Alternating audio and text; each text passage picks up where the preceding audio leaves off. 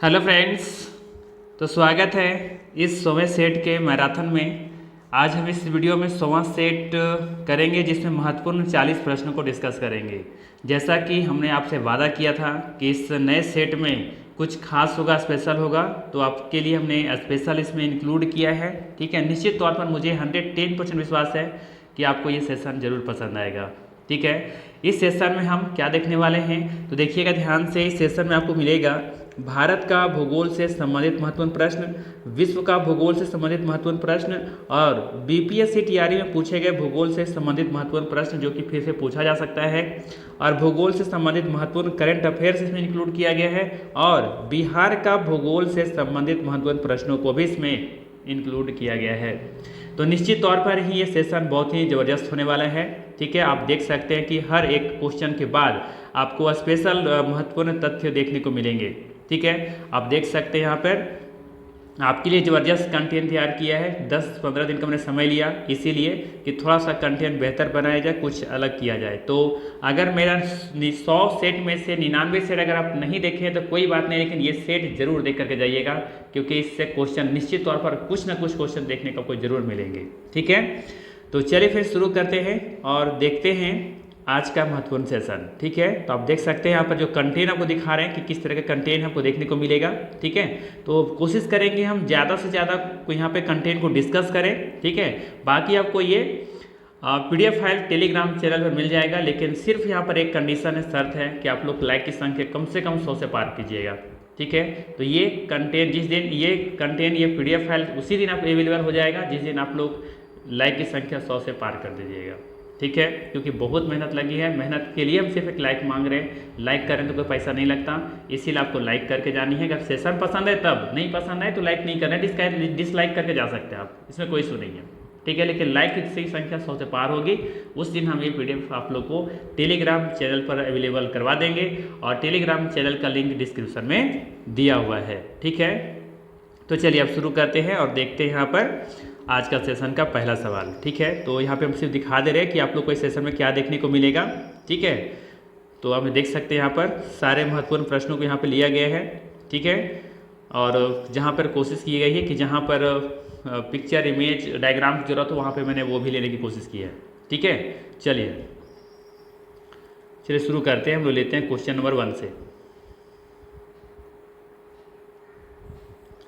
तो चलिए आज का पहला सवाल है आपके लिए 100वां सेट का पहला प्रश्न।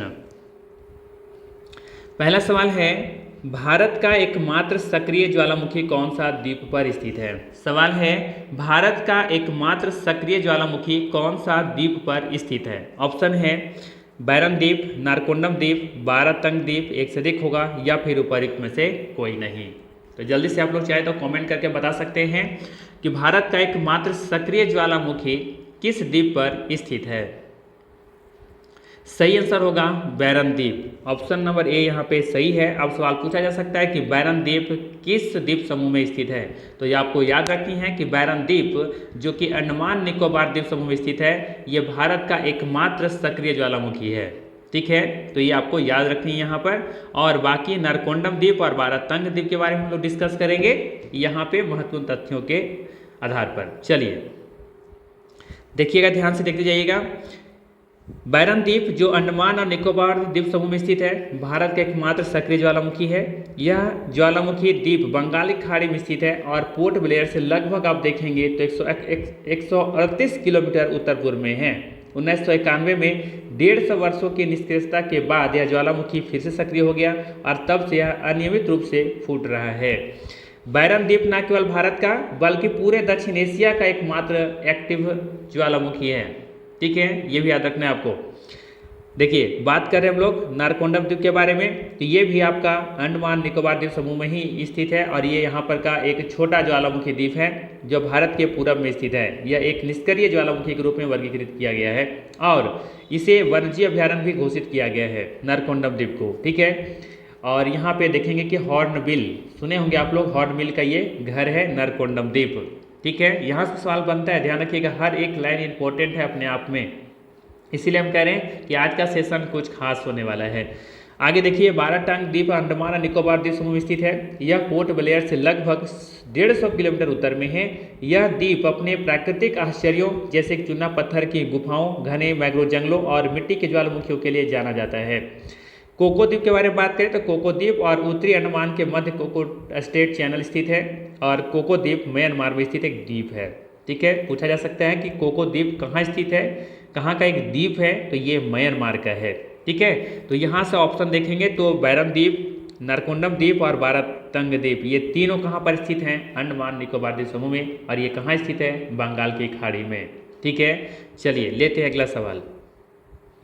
इसके अलावा आप देख सकते हैं फिर महत्वपूर्ण भारत के जो महत्वपूर्ण चैनल हैं, है ना, उनका नाम यहाँ पर दिया गया है। ठीक है, तो ये भी आपको देखते हुए चलना है, और ये हम ज़्यादा डिस्कस यहाँ पे नहीं करेंगे क्योंकि वीडियो बहुत लंबा हो जाएगा, क्योंकि बहुत सारे यहाँ पे लगभग कह सकते हैं कि 82 पेज का कंटेंट है ये। आई थिंक ज़्यादा ही होगा। ठीक है, बट मान के चलिए कि 80 पेज से ज़्यादा है, तो डिस्कस करेंगे बहुत लंबा वीडियो हो जाएगा। इसीलिए इन सभी जो महत्वपूर्ण यहाँ पे जो चैनल है उनका यहाँ पे नाम दिया गया है, इसे आप लोग जरूर देखिएगा, PDF में एक बार पढ़िएगा। ठीक है, सभी यहाँ पे इंपॉर्टेंट चैनल का नाम दिए गए हैं। और इसके अलावा ये जरूर याद रखिएगा, जलीय व समुद्री सीमा से संबंध 7 देश कौन कौन से हैं, तो देखिएगा Bangladesh, Myanmar, Thailand, Indonesia, Sri Lanka, Maldives और पाकिस्तान। ये 7 देशों की समुद्री सीमा देखेंगे कि भारत के साथ लगता है, जलीय सीमा या समुद्री सीमा। ठीक है, इस समुद्र से 7 देश हैं, है ना, तो देखेंगे इसे बांग्लादेश है तो इसे जलीय सीमा लगता है ना भारत का, म्यांमार है, थाईलैंड है, इंडोनेशिया, श्रीलंका, मालदीव और पाकिस्तान। ठीक है, तो ये आपको याद रखने 7 देशों के नाम। ठीक है, इसके अलावा क्षेत्रफल की दृष्टि से भारत से 6 बड़े देशों का क्रम इस प्रकार है। सबसे पहले रूस, कनाडा, संयुक्त राज्य अमेरिका, चीन, ब्राजील, ऑस्ट्रेलिया, और 7वें नंबर पर है भारत आपका। वही याद रखना है, भारत की जलीय या समुद्री सीमा को छूने वाले 9 राज्य कौन कौन से, यहाँ मैंने बताया 7 देश, और यहाँ पे हम बता रहे हैं कि भारत के जलीय समुद्री सीमा को छूने वाले 9 राज्य कौन कौन से हैं।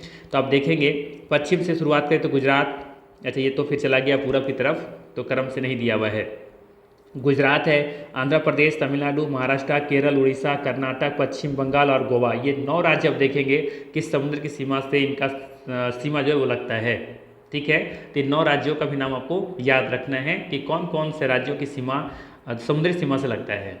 ठीक है, क्रम से भी याद रख सकते हैं, जैसे कि पहला नंबर पर गुजरात होगा, है ना, फिर आप देखेंगे तो महाराष्ट्र, गोवा, ठीक है, फिर कर्नाटक, केरल, फिर तमिलनाडु, फिर ऊपर जाएंगे तो आपको देखने को मिलेगा आंध्र प्रदेश, उसी के ऊपर आपका ये उड़ीसा, अच्छा कर्नाटक छूट गया था क्या, कर्नाटक अब देखेंगे तो गोवा के बाद आएगा, है ना, तो इसके बाद फिर पश्चिम बंगाल। तो ये क्रम से वैसे भी आप मैप पर आपका कॉन्सेप्ट क्लियर होगा तो आसानी से बता सकते हैं। चलिए लेते हैं अगला सवाल। अगला सवाल है कि भारत की तटरेखा 7,516 किलोमीटर से बढ़कर वर्ष 2023-24 में कितनी हो गई हैं। सवाल क्या है कि भारत की तटरेखा 7,516 किलोमीटर से बढ़कर 2023-24 में कितनी हो गई हैं। 12,098 किलोमीटर, 11,098 किलोमीटर, या फिर 8,616 किलोमीटर, एक से अधिक होगा या फिर उपर्युक्त में से कोई नहीं। लिख लीजिए VVI, very very very important सवाल है, एग्जाम में ना छपे तो हमें कहना, किसी ना किसी TRB में जरूर पूछा जाएगा ये। ठीक है, चाहे 1 to 5 में पूछे, 6 to 8 में पूछे, 9 to 10 में पूछे, लेकिन पूछेगा ये सवाल, 110% श्योर रहिएगा, इसको जरूर देख करके जाइएगा। भारत की तटरेखा 7,516 किलोमीटर से बढ़ करके 2023-24 में कितनी हो गई हैं। ठीक है, तो यहाँ पे आपको याद रखनी है कि भारत की तटरेखा 47.6, कितना 47.6% बढ़ गई हैं। ठीक है, याद रखना है, भारत की तटरेखा 47.6% बढ़ गई हैं और 7,516 किलोमीटर से बढ़ करके 2023-24 में 11,098 किलोमीटर हो गई हैं, अर्थात यहाँ पे बी ऑप्शन बिल्कुल ही क्या होगा, करेक्ट हो जाएगा। ठीक है, ऐसा क्यों हुआ है, तो ऐसा इसलिए हुआ है क्योंकि यहाँ पे नई टेक्निक का, नई पद्धति का इस्तेमाल किया गया है। यह वृद्धि तटीय विशेषताओं को मापने के लिए नई पद्धतियों को अपनाने के कारण हुआ है, और यह वृद्धि तटीय विशेषताओं को मापने के लिए नई पद्धतियों को अपनाने के कारण हुए। शायद ये दोनों सेम पॉइंट हो गई है, सिंपल समझते हम लोग यहाँ पे कि हुआ क्या है।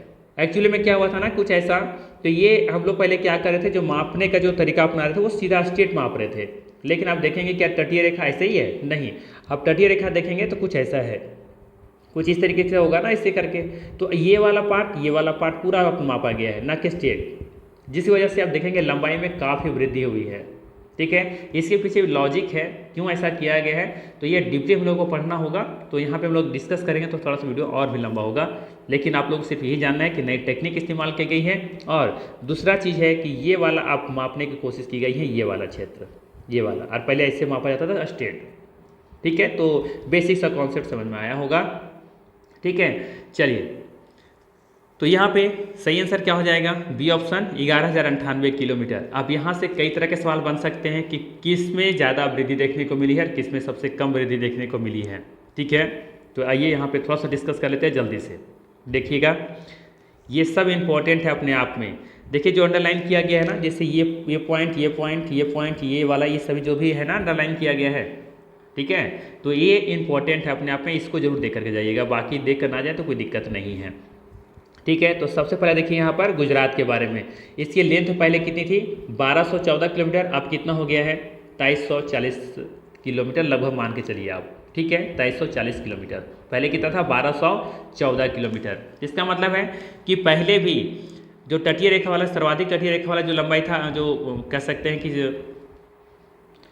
जो तटीय क्षेत्र था, जो लंबाई था वो 1214 किलोमीटर था, सबसे ज़्यादा गुजरात का ही था, और अब भी गुजरात का ही है। ठीक है, दूसरा पॉइंट, अब देखिएगा तमिलनाडु को देखिए, और यहाँ पे देखिएगा एक दूसरे नंबर पर आप देखिएगा आंध्र प्रदेश है। ठीक है, यहाँ पे आंध्र प्रदेश को देखिएगा, आंध्र प्रदेश को पहले नंबर 2 पर था। ठीक है, अब देखिएगा ये चला गया दूसरे नंबर पर, ये तीसरे नंबर पर, दूसरे नंबर पर तो आ गया कौन, आपका तमिलनाडु। तो ये भी पॉइंट आपको यहाँ पर देखते हुए चलनी है। ठीक है, समझ में आ रहा है ना, पहले दूसरे नंबर पर कौन सा था, आंध्र प्रदेश दूसरे नंबर पर था 973 किलोमीटर के साथ, लेकिन अब देखेंगे कि तमिलनाडु में थोड़ा सा वृद्धि हुई है लेंथ में, तो इसका हो गया 1068 और इसका हो गया है 1053। वृद्धि तीसरा भी हुआ है, लेकिन दूसरे स्थान पर चला गया है तमिलनाडु और तीसरे स्थान पर चला गया है आंध्र प्रदेश। आ रहा समझ में। इसके अलावा देखिए ये वाला पॉइंट क्या किया गया है यहाँ पर, इसलिए इसको अंडरलाइन किया गया क्योंकि ये सर्वाधिक जो है ना वृद्धि किया है, ये सर्वाधिक वृद्धि करने वाला ये जो है तटीय क्षेत्र की सर्वाधिक वृद्धि इसी को देखने को मिला है, वेस्ट बंगाल का। देखिए खुद देख सकते हैं कि 157 किलोमीटर से हो गया है सीधा 721 किलोमीटर।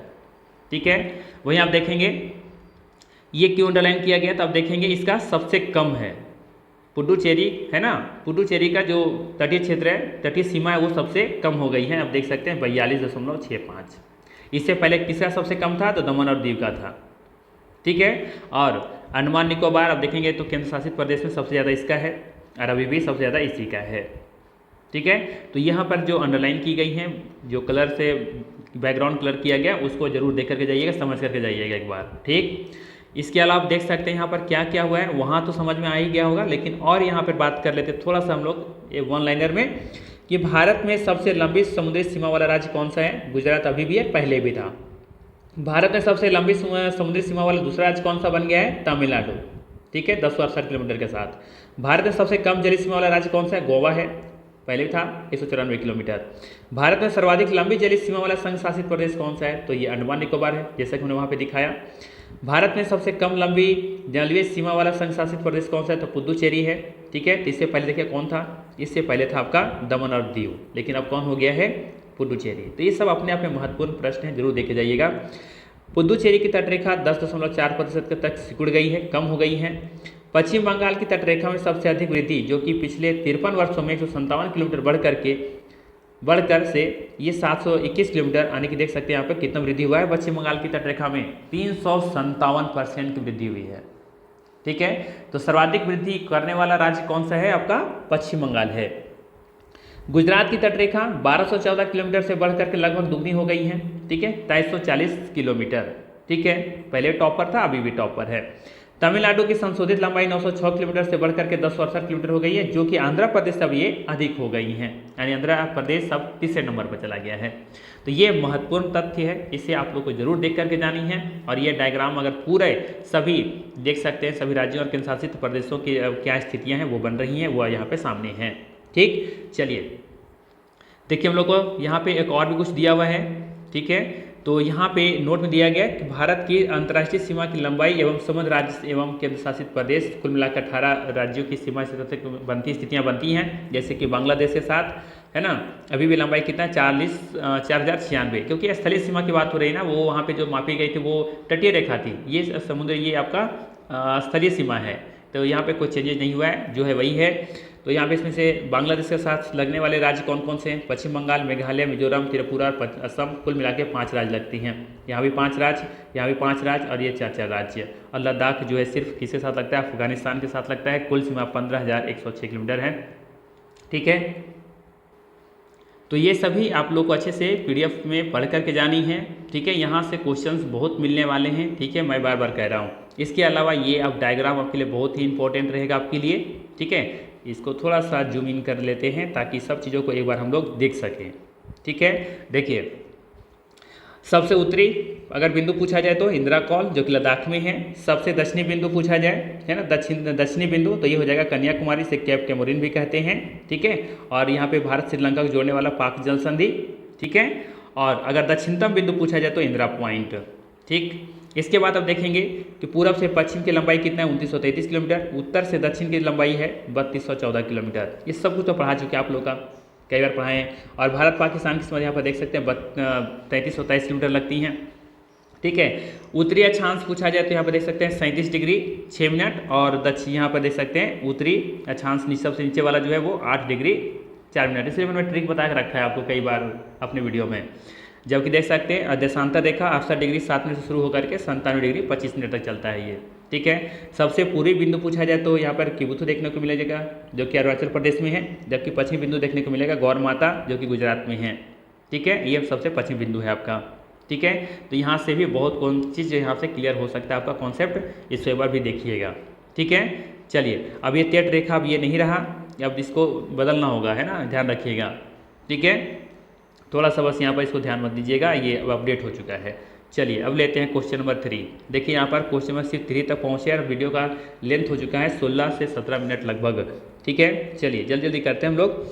अगला सवाल है कि निम्न हिमालय पर्वत श्रेणी में से किस पर्वत श्रेणी को अटल टनल पार करती है? सवाल क्या है? सवाल है निम्न हिमालय पर्वत श्रेणी में से किस पर्वत श्रेणी को अटल टनल पार करती है? जास्कर, पश्चिमी पीर पंजाल, पूर्वी पीर पंजाल, या एक से अधिक होगा, या फिर उपयुक्त में से कोई नहीं।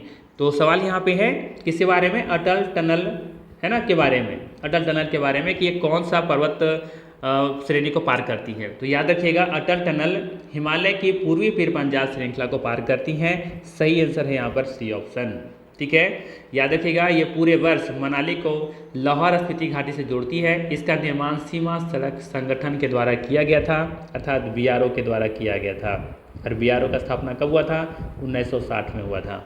ठीक है, और ये भी याद रखिएगा ये अटल टनल ये विश्व की सबसे लंबी राज्य सुरंग है। इसकी लंबाई है 9.02 किलोमीटर। ठीक है ना, तो ये सभी बातों को ध्यान में रखना है। लेते हैं अब अगला सवाल। इसके अलावा यहाँ पर आप देख सकते हैं हिमालय के प्रमुख दर्रा कौन कौन से, लद्दाख में कौन कौन से दर्रे हैं, ये सभी का यहाँ पे नाम दिया गया है। जम्मू कश्मीर कौन कौन से दर्रे हैं, हिमाचल प्रदेश, उत्तराखंड, सिक्किम, अरुणाचल प्रदेश, मणिपुर। जो महत्वपूर्ण यहाँ पे दर्रे हैं उन सभी का यहाँ पे नाम लिखा गया है, दिया गया है। जैसा कि हमने एक ट्रिक में बताया था ना, उत्तराखंड के लिए कैसे याद रखना है कि माना कि उत्तराखंड का नीति गलत लिखी गई है ना। तो इस तरीके से आप लोग खुद भी इसका ट्रिक बना करके याद कीजिए तो ज़्यादा बेहतर होगा। ठीक है, चलिए क्योंकि पढ़ना बहुत कुछ है हम लोग को। इसके अलावा पश्चिम घाट के प्रमुख दर्रे कौन कौन से हैं? थाल घाट, भोर घाट और एक है आपका पाल घाट। थाल घाट, भोर घाट और पाल घाट, ये 3 घाट को याद रखना है। थाल घाट और भोर घाट ये दोनों महाराष्ट्र में हैं। ठीक है, थाल घाट नासिक को मुंबई से जोड़ता है, जबकि मुंबई और पुणे को कौन जोड़ रहा है? भोर घाट, जो कि महाराष्ट्र में दोनों स्थित है। वहीं पाल घाट केरल में स्थित है और ये पलक्कड़ को कोयम्बटूर से जोड़ता है। और एक याद रखिएगा सेनकोट्टा गैप, ठीक है, ये भी केरल में है। यह तिरुवनंतपुरम को मदुरई से जोड़ता है। ठीक है, वहीं बात करें पर भारत की प्रमुख घाटियों के बारे में। ठीक है, तो लद्दाख में कौन कौन सी? मरखा, नुब्रा, सुरु घाटी। हिमाचल प्रदेश में किन्नौर, पार्वती, कुल्लू, लाहौल स्पीति, कांगड़ा, सांगला, चंबा घाटी, ये सभी कहाँ हैं? हिमाचल प्रदेश में हैं। ठीक है, केरल में सांत घाटी, ये सबको पता होगा। ठीक है, और उत्तराखंड में दून घाटी, फूलों की घाटी और जोहार घाटी सब स्थित हैं। ठीक है, चलिए लेते हैं अगला सवाल। अगला सवाल है निम्नलिखित में से मिट्टी का कौन सा वर्ग भारत के सर्वाधिक क्षेत्र में फैला है? सवाल है निम्नलिखित में से मिट्टी का कौन सा वर्ग भारत के सर्वाधिक क्षेत्र पर फैला है? ऑप्शन है काली मिट्टी, लाल मिट्टी, जलोढ़ मिट्टी, एक से अधिक होगा, या फिर उपर्युक्त में से कोई नहीं। आसान सा सवाल है, क्या होगा इसका आंसर? इसका आंसर हो जाएगा जलोढ़ मिट्टी। ठीक है, जलोढ़ मिट्टी, अर्थात सी ऑप्शन यहाँ पर क्या है? सही होगा। याद रखिएगा, भारत के कुल भौगोलिक क्षेत्रफल के लगभग 7.7 लाख वर्ग किलोमीटर क्षेत्रफल में जलोढ़ मिट्टी पाई जाती है। ठीक है, तो सी ऑप्शन यहाँ पे बिल्कुल ही करेक्ट होगा। इसके अलावा ध्यान रखिएगा, भारत के कुल भौगोलिक क्षेत्रफल के 7.7 लाख वर्ग किलोमीटर क्षेत्रफल में जलोढ़ मिट्टी पाई जाती हैं। काली मृदा मुख्यतः महाराष्ट्र, दक्षिण पूर्वी गुजरात, उत्तरी कर्नाटक, उत्तरी आंध्र प्रदेश, उत्तर पश्चिमी तमिलनाडु, दक्षिण पूर्वी राजस्थान के क्षेत्र में पाई जाती हैं काली मिट्टी। ठीक है, इस मिट्टी का निर्माण कैसे हुआ है? तो लावा पदार्थों के विखंडन से हुआ है। इसे स्थानीय भाषा में रेगुर कहा जाता है। यह जलधारण की उच्च क्षमता के कारण से शुष्क कृषि अनुकूल होती हैं। ठीक है, तो इन सब बातों को ध्यान में रखिएगा। और इसके अलावा यहाँ पर आपको ध्यान रखना है, क्या ध्यान रखना है कि भारतीय अनुसंधान परिषद में भारतीय मृदाओं को मुख्य रूप से 8 वर्गों में विभाजित किया है। कौन कौन? जलोढ़ मिट्टी, लाल पीली मिट्टी, काली मिट्टी, लेटराइन मिट्टी, मरुस्थलीय मिट्टी, पर्वतीय मिट्टी, पीट एवं दलदली मिट्टी और लवणीय मिट्टी। और ये कहाँ पाया जाता है? यहाँ पर दिया गया है। और इसमें किसकी प्रधानता होती हैं, किस पोषक तत्व की यहाँ पे इधर दी गई हैं। ठीक है, इसे भी आप लोग को देखते हुए चलना है। इसके अलावा यहाँ पर कुछ विभाग हैं जिसे मुख्यालय पूछ लिया जाता है एग्जाम में, जैसे भारतीय मौसम विभाग नई दिल्ली में है, भारतीय उष्णकटिबंधीय मौसम विज्ञान संस्थान पुणे में है, भारतीय राष्ट्रीय अनुसंधान सूचना केंद्र हैदराबाद में है। तो ये सभी को एक बार आप लोग को देख करके जानी है। जैसे इसमें से इंपॉर्टेंट के बारे में बात करें तो देखिए, ये वाला इंपॉर्टेंट है, गन्ना प्रजनन संस्थान कोयम्बटूर वाला। कॉफी अनुसंधान पूछा जा सकता है, जूट कृषि पूछा जा सकता है, चावल वाला पूछा जा सकता है, केला वाला पूछा जा सकता है। ठीक है, और ये वाला तो शायद पूछा गया था कि भारतीय प्रौद्योगिकी संस्थान कहाँ है, तो ये नई दिल्ली में है। ठीक है, तो वैसे देखा जाए तो जो भी एग्जाम में पूछ लिया जाए वो अपने आप ही महत्वपूर्ण हो जाता है। ठीक है, तो पढ़ना तो सबको ही है। आगे देखिएगा, भारत में वर्षा के स्थानीय नाम, जैसे कि नॉर्वेस्टर। नॉर्वेस्टर कहाँ कहाँ कहा जाता है और ये क्या है? तो ये नॉर्वेस्टर चाय, जूट एवं चावल की फसल के लाभदायक है। नॉर्वेस्टर को पश्चिम बंगाल में काल वैसाखी के नाम से जाना जाता है। वहीं बात करें आमवृष्टि के बारे में, तो यह केरल में होने वाली वर्षा है जो आम फल के लिए लाभदायक होती हैं। वहीं बात करें चेरी ब्लॉसम के बारे में, तो ये कर्नाटक में होने वाली वर्षा जो कॉफ़ी के लिए लाभदायक होती हैं। वहीं काल वैसाखी के बारे में बात करें, यह असम के घाटी में होने वाली वर्षा है जो चाय के बागानों के लिए लाभदायक होती हैं। इसे चाय वर्षा भी कहते हैं, टी शॉवर भी कहते हैं काल वैसाखी को। कहाँ पर? तो याद रखिएगा, असम के चाय बागानों में। ठीक है, असम में कहेंगे। ठीक है, चलिए अब लेते हैं अगला सवाल। ये भी अपने आप में महत्वपूर्ण है, ध्यान रखिएगा। सवाल है कि भारत वन स्थिति रिपोर्ट 2023 के अनुसार देश में कुल वृक्ष आवरण कितना वर्ग किलोमीटर है? ध्यान दीजिएगा, सवाल क्या पूछा गया है? वृक्ष आवरण। इस पॉइंट को पकड़िएगा। भारत वन स्थिति रिपोर्ट 2023 के अनुसार देश में कुल वृक्ष आवरण कितना वर्ग किलोमीटर है? ऑप्शन दे रखा है 1,13,775 वर्ग किलोमीटर, 3,975 वर्ग किलोमीटर, 1,05,775 वर्ग किलोमीटर, एक से अधिक होगा या फिर उपयुक्त में से कोई नहीं।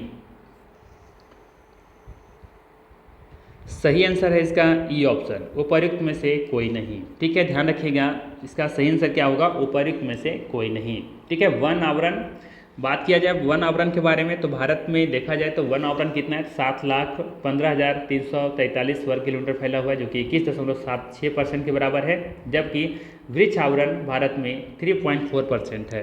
कितना? 3.4%। लेकिन पूछा है यहाँ पर वर्ग किलोमीटर में, तो बताना है यहाँ पर 1,12,014 किलोमीटर, अर्थात कह सकते हैं 1,12,014 किलोमीटर। ठीक है, ये आपको याद रखनी है। दिएगा ऑप्शन में कोई भी सही नहीं है, ये ऑप्शन सही होगा। इसके अलावा ध्यान रखते चलिएगा कि भारतीय वन अनुसंधान संस्थान देहरादून में स्थित है। ठीक है, चलिए आप यहाँ से ये डायग्राम देख लीजिएगा एक बार। डायग्राम दिया गया है ना। कुल अगर बात करें यहाँ पे वन और वृक्ष आवरण, तो ये 8,27,356 वर्ग किलोमीटर में फैला हुआ है, जबकि इसका परसेंटेज देखा जाए तो 25.17% है। ठीक है, यहाँ पर पूछा गया था सवाल आपसे वृक्ष आवरण के बारे में, तो अब देखेंगे यहाँ पर 1,12,014 वर्ग किलोमीटर फैला हुआ है, जो कि 3.41% है। ठीक है, वन पूछा जाए, वन मिला करके तो वन आपका कितना है? 7,15,342 वर्ग किलोमीटर, जो कि 21.76% में फैला हुआ है। ठीक है, तो यहाँ पे थोड़ा सा ध्यान देते हुए चलिएगा कि सवाल में क्या पूछा गया है। ठीक है, चलिए लेते हैं अगला सवाल। यहाँ पे एक लाइन ध्यान दीजिएगा, ये वाला पॉइंट कि 2021 की तुलना में कुल वन और वृक्ष आवरण में 1445 वर्ग किलोमीटर की वृद्धि हुई है, जिसमें 156 वर्ग किलोमीटर वन आवरण और 1289 वर्ग किलोमीटर वृक्ष आवरण में वृद्धि शामिल है। ठीक है, तो वृद्धि देखने को मिला है थोड़ा बहुत, कितना, 1445 वर्ग किलोमीटर। ठीक है, तो ये ध्यान देते हुए चलिएगा। इसके अलावा यहाँ पर देखिएगा जो महत्वपूर्ण तथ्य है ना, भारत वन स्थिति रिपोर्ट 2023 की जो प्रमुख बातें हैं वो यहाँ पे दी गई हैं, है ना। ये 1987 से लगातार द्विवार्षिक 2 वर्ष के आधार पर प्रकाशित किया जाता रहा है। ठीक है, बात करें यहाँ पर कुल वन और वृक्षावरण कितना है तो 25.17%, जो कि 8,27,357 वर्ग किलोमीटर के आसपास है। ठीक है, बाकी यहाँ पर सारे डिटेल्स बार जरूर देखिएगा। ठीक है, ये तो इंपॉर्टेंट अपने आप में है ही है। इसके अलावा ये जरूर देखे जाइएगा। ठीक है, बिहार वन स्थिति रिपोर्ट 2023।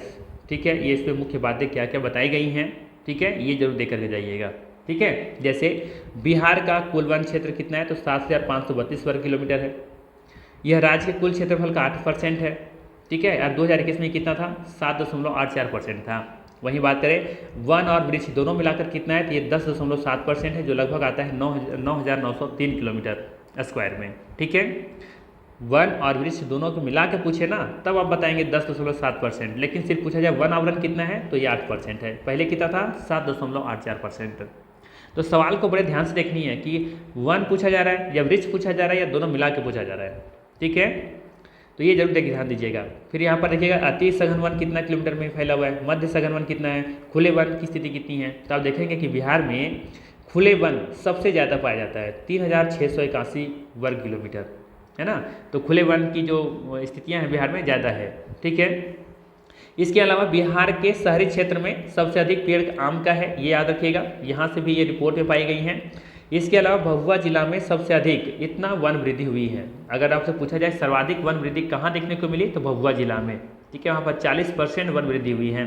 ठीक है, वन क्षेत्र के अनुसार सिर्फ 3 जिले कौन कौन से, कैमूर सबसे पहले नंबर पर, याद रखिएगा। सबसे ज़्यादा वन कहाँ देखने को मिलती है, कैमूर में। इसके बाद फिर गया, फिर मुंगेर में। वहीं बात करें कि बिहार के पश्चिम चंपारण जिले में बहुत घना जंगल का क्षेत्रफल सबसे अधिक है। घना जंगल, ये अति सघन वन जो है ना, ये सबसे ज़्यादा कहाँ पाया जाता है, पश्चिम चंपारण में। ठीक है, बिहार के पश्चिम चंपारण जिले में 2023 की रिपोर्ट के अनुसार सबसे अधिक वन अग्नि घटनाएं देखने को मिली हैं। अगर सवाल आपसे पूछे कि सबसे अधिक वन जो घटनाएं, अग्नि जो घटनाएं घटी हैं वो कहाँ घटी है, किस जिला में घटी हैं, तो पश्चिम चंपारण में ही घटी हैं, और यहीं पर सबसे ज़्यादा घना जंगल भी पाया जाता है।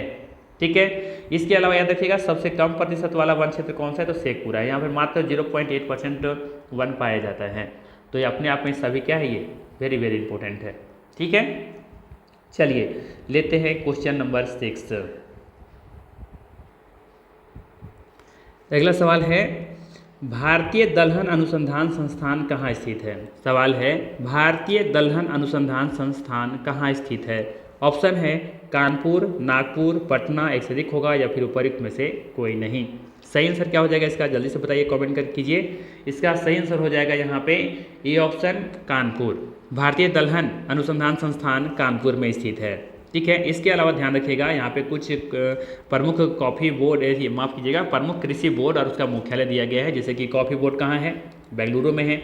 रबर बोर्ड कहाँ है, कोट्यम में है। चाय बोर्ड कोलकाता। तंबाकू बोर्ड गंटूर में है। मसाला बोर्ड कोची में है। और भारतीय अंगूर प्रसंस्करण बोर्ड कहाँ पे है, ये तो पुणे में स्थित है। और एक मखाना बोर्ड भी बनाया गया है बिहार में, बिहार के शायद भागलपुर जिला में।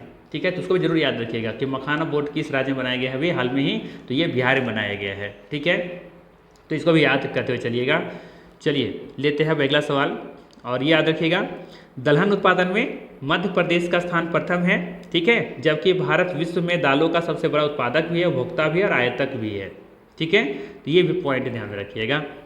चलिए अगला सवाल, अगला सवाल है यहाँ पे बिहार के मिथिला क्षेत्र में उपनयन संस्कार के दौरान किसकी पूजा करते हैं। इंपॉर्टेंट सवाल, बिहार के मिथिला क्षेत्र में उपनयन संस्कार के दौरान किसकी पूजा करते हैं। ऑप्शन है महुआ, नीम, बांस, एक से अधिक होगा या फिर उपयुक्त में से कोई नहीं। सही आंसर होगा, क्या हो जाएगा, सी ऑप्शन हो जाएगा, बांस। ठीक है, बिहार के मिथिला क्षेत्र में उपनयन संस्कार के दौरान बांस की पूजा की जाती है। ठीक है, याद रखिएगा। इसके अलावा ध्यान रखिएगा बिहार के मिथिला क्षेत्र में विवाह के अवसर पर आम और महुआ पेड़ की पूजा करते हैं। ठीक है, जब विवाह होता है ना तो उस समय ये आम और महुआ के पेड़ की पूजा करते हैं, जबकि उपनयन एक संस्कार होता है वहाँ पे, उस दौरान यहाँ पे बाँस की पूजा की जाती हैं। तो ये भी अपने आप में महत्वपूर्ण है, देखते हुए चलिएगा। चलिए लेते हैं अगला सवाल। चलिए अगला सवाल है, दुनिया का सबसे ऊंचा रेलवे आर्च ब्रिज किस नदी पर बनाया गया है? सवाल है, दुनिया का सबसे ऊंचा रेलवे आर्च ब्रिज किस नदी पर बनाया गया है? ऑप्शन क्या दे रखा है? चेनाब नदी, झेलम नदी, सतलज नदी, एक से अधिक होगा या फिर उपयुक्त में से कोई नहीं। सही आंसर है यहाँ पे चेनाब नदी, ए ऑप्शन करेक्ट हो जाएगा यहाँ पर। ध्यान रखिएगा, दुनिया का सबसे ऊंचा रेलवे आर्च ब्रिज चेनाब नदी पर बनाया गया है। चेनाब ब्रिज का उद्घाटन किसने किया था? तो पूछा जाए तो इसका आंसर दीजिएगा प्रधानमंत्री नरेंद्र मोदी। ठीक है, और चेनाब ब्रिज की ऊंचाई है 359 मीटर। चेनाब ब्रिज की ऊंचाई है 359 मीटर, लंबाई है 1315 मीटर और इसको बनाने में कुल लागत आया था 1486 करोड़। ठीक है ना, तो इसको ध्यान में जरूर रखिएगा। चलिए लेते हैं अब अगला सवाल। बाकी इंपॉर्टेंट फैक्ट यहाँ पर दी गई हैं, इसको तो पीडीएफ में आप लोग को देखना ही है। चलिए अगला सवाल है, बिहार के किस जिले में सबसे बड़ा सोलर बिजली घर 2025 में शुरू किया जाएगा? वेरी वेरी इंपॉर्टेंट सवाल है, करंट अफेयर से सवाल है। बताना है कि बिहार के किस जिले में सबसे बड़ा सोलर बिजली घर 2025 में शुरू किया जाएगा? ऑप्शन है रोहतास, पटना, किशनगंज, एक से अधिक होगा या फिर उपयुक्त में से कोई नहीं। सही आंसर है इसका ई ऑप्शन, उपयुक्त में से कोई नहीं। बिहार के लखीसराय जिला में सबसे बड़ा सोलर बिजली घर 2025 में शुरू किया जाएगा। ठीक है, जिसकी कुल विद्युत उत्पादन क्षमता 185 मेगावाट होगी। कितना? 185 मेगावाट। ठीक है ना, तो ये ध्यान रखिएगा। चलिए लेते हैं अगला सवाल। अगला सवाल है कि राजस्थान के किन आर्द्रभूमियों को रामसर स्थल की सूची में शामिल किया गया है? सवाल है, राजस्थान के किन आर्द्रभूमियों को रामसर स्थल की सूची में शामिल किया गया है? ये भी अपने आप में इम्पोर्टेंट है। ठीक है, नोट कर लीजिएगा, इसको एग्जाम में जरूर दिखेगा। ठीक है, राजस्थान के किन आर्द्रभूमियों को रामसर स्थल की सूची में शामिल किया गया है? ऑप्शन दे रखा है खीचन, मीनार, चंबा घाट, एक से अधिक होगा या फिर उपयुक्त में से कोई नहीं। सही आंसर है इसका डी ऑप्शन, उपयुक्त में से एक से अधिक। ठीक है, याद रखिएगा, राजस्थान के खीचन, मीनार, ये दो आर्द्रभूमियों को रामस्थल की सूची में शामिल किया गया है। अर्थात पहला और दूसरा सही है, इस अकॉर्डिंग डी ऑप्शन बिल्कुल यहाँ पे सही है। ठीक है, अब बात करें यहाँ पे चंबा घाट के बारे में, तो यहाँ पे ध्यान रखिएगा कि हिमाचल प्रदेश के सोलन जिला, कहाँ पे? हिमाचल प्रदेश के सोलन जिला, जहाँ पे चंबा घाट क्षेत्र है, वहाँ पे लगभग 600 मिलियन वर्ष पुराने अस्ट्रोमेटोलाइट जीवाश्म पाए गए हैं। तो यहाँ से भी एक इम्पोर्टेंट करंट अफेयर सवाल बन सकता है, ध्यान रखिएगा। इसका यहाँ पे जिक्र किया गया होगा निश्चित तौर पर। हाँ, देख सकते हैं यहाँ पर हिमाचल प्रदेश के सोलन जिला, और हिमाचल प्रदेश सोलन जिला जो कि चंबा घाट क्षेत्र में पड़ता है, ये लगभग 600 मिलियन यहाँ पे वर्ष पुराने अस्ट्रोमेटोलाइट्स जीवाश्म पाए गए हैं। तो ये भी इम्पोर्टेंट है अपने आप में। इसके अलावा ध्यान रखिएगा, अस्ट्रोमेटोलाइट्स जैव अवसादी प्रकार की संरचना है। वहीं बात करें, जो अभी ने सवाल दिया था उसका आंसर यहाँ पे दे रखा है कि राजस्थान की खीचन और मीनार, ये दो आर्द्रभूमियों को रामसर स्थलों की सूची में शामिल किया गया है। अब इसके आगे इम्पोर्टेंट सवाल, इन दो नए स्थलों को जोड़ने के बाद 4 जून 2025 तक, कहाँ तक? 4 जून 2025 तक, लेटेस्ट अपडेट बता रहा हूँ मैं। ठीक है, ध्यान रखिएगा, इन दो नए स्थलों को जोड़ने के बाद भारत में कुल रामसर स्थलों की संख्या हो गई है 91। ठीक है, तो ये जरूर याद रखिएगा, लेटेस्ट अपडेट में बता रहा हूँ आप लोग को। आर्द्रभूमियों के संरक्षण हेतु रामसर समझौते को वर्ष 1971 में अपनाया गया था। कमेंट कीजिए कौन सा देश में? ठीक है, इराक या ईरान? चलिए लेते हैं अब अगला सवाल। अगला सवाल है, बिहार का पहला काला हिरन अभ्यारण्य किस जिला में बनाया जा रहा है? सवाल है, बिहार का पहला काला हिरन अभ्यारण्य किस जिला में बनाया जा रहा है? ऑप्शन है आपके लिए बक्सर, पटना, किशनगंज, एक से अधिक होगा या फिर उपयुक्त में से कोई नहीं। सही आंसर हो जाएगा ए ऑप्शन, बक्सर। ध्यान रखिएगा, बिहार का पहला काला हिरन अभ्यारण्य बक्सर जिला में बनाया जा रहा है। ठीक है, ये आपको याद रखनी है, करंट अफेयर से सवाल है। इसके अलावा ध्यान रखिएगा यहाँ पर विश्व पर्यावरण दिवस 2025 के थीम क्या है? प्लास्टिक प्रदूषण को हराना। अगर आपसे सवाल पूछा जाता है कि विश्व पर्यावरण दिवस 2025 का थीम क्या है, तो बताइएगा प्लास्टिक प्रदूषण को हराना। ठीक है, और विश्व पर्यावरण दिवस कब मनाते हैं? कमेंट करके बताइए। इसके अलावा ध्यान रखिएगा, दुर्लभ आर्कटिक पक्षी साइबन गुल, ये नल सरोवर पक्षी अभ्यारण्य गुजरात में देखा गया है। दुर्लभ आर्कटिक पक्षी जिसका नाम है साइबन गुल, ये कहाँ देखने को मिला है? तो नल सरोवर पक्षी अभ्यारण्य में। एक ये दुर्लभ पक्षी है, दुर्लभ आर्कटिक पक्षी है, याद रखिएगा साइबन गुल, जो कि गुजरात में एक अभ्यारण्य है, नल सरोवर पक्षी अभ्यारण्य, जहाँ पे देखने को मिला है। तो सवाल पूछा जा सकता है कि नल सरोवर पक्षी अभ्यारण्य किस राज्य में स्थित है? तो ये गुजरात में स्थित है। यहाँ पे हाल ही में दुर्लभ आर्कटिक पक्षी जैसे साइबन गुल कहते हैं, यहाँ पे देखने को मिला था।